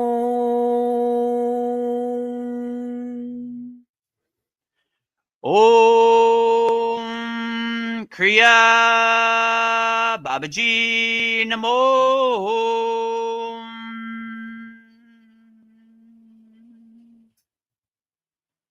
Next, I will say Loka Samasta Sukhino Bhavantu, which is sending peace, freedom, unconditional love, and harmony to all beings and all planes of existence. And I will say it 3 times. Loka Samasta Sukhino Bhavantu, Loka Samasta Sukhino Bhavantu, Loka Samasta Sukhino Bhavantu. And lastly, we will say the universal peace mantra, the Shanti mantra, sending peace and love to all people all around the world. And Veronica will say it so beautifully right now. Om Shanti, Shanti, Shanti, Shalom, Sat Nam Sadhu Tao Am, Spirit, Swami Kami, Amen, Amen, Om and Selah Home, Om.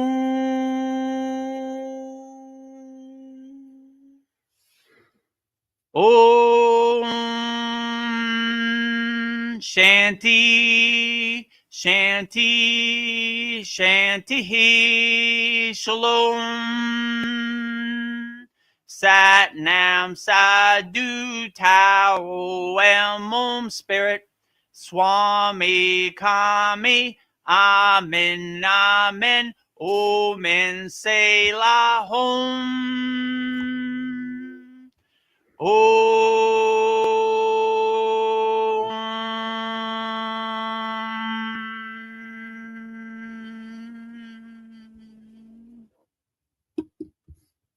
Namaste, I'm Vedagurudev, and today I'm going to share a proven spiritual system that's already helped thousands experience deep transformation. When you join the Kriya Yoga School Masterclass, here's exactly what you'll get. Weekly deep dive classes, Saturday at 11 a.m. Eastern Standard Time. Bi-monthly Holy Fire Yagna ceremonies to clear energetic blocks. Weekly Satsangs and Q&A, Wednesdays at 9 p.m. Eastern Standard Time. Instant access to over 200 plus on-demand classes on asanas, pranayama, mantra japa, and meditation. Direct VIP access to me for daily mentorship and support. This is not just information, it's direct transmission, guidance, and transformation. Thousands have already said yes to the Kriya Yoga path. And if you're here now, something inside you is ready to. Click the Join Now button below, choose your membership, and begin your journey to inner freedom today. See you inside the Kriya Yoga School Masterclass.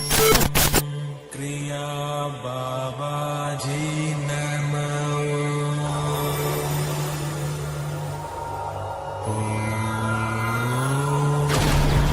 Kriya Babaji Namo.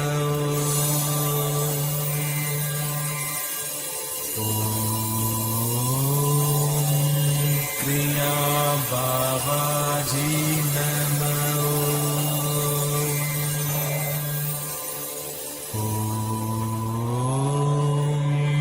Kriya Babaji Namo.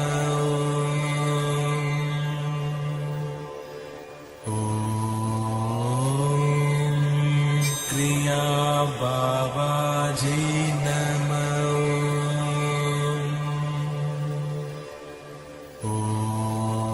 Kriya Kriya Babaji Namah.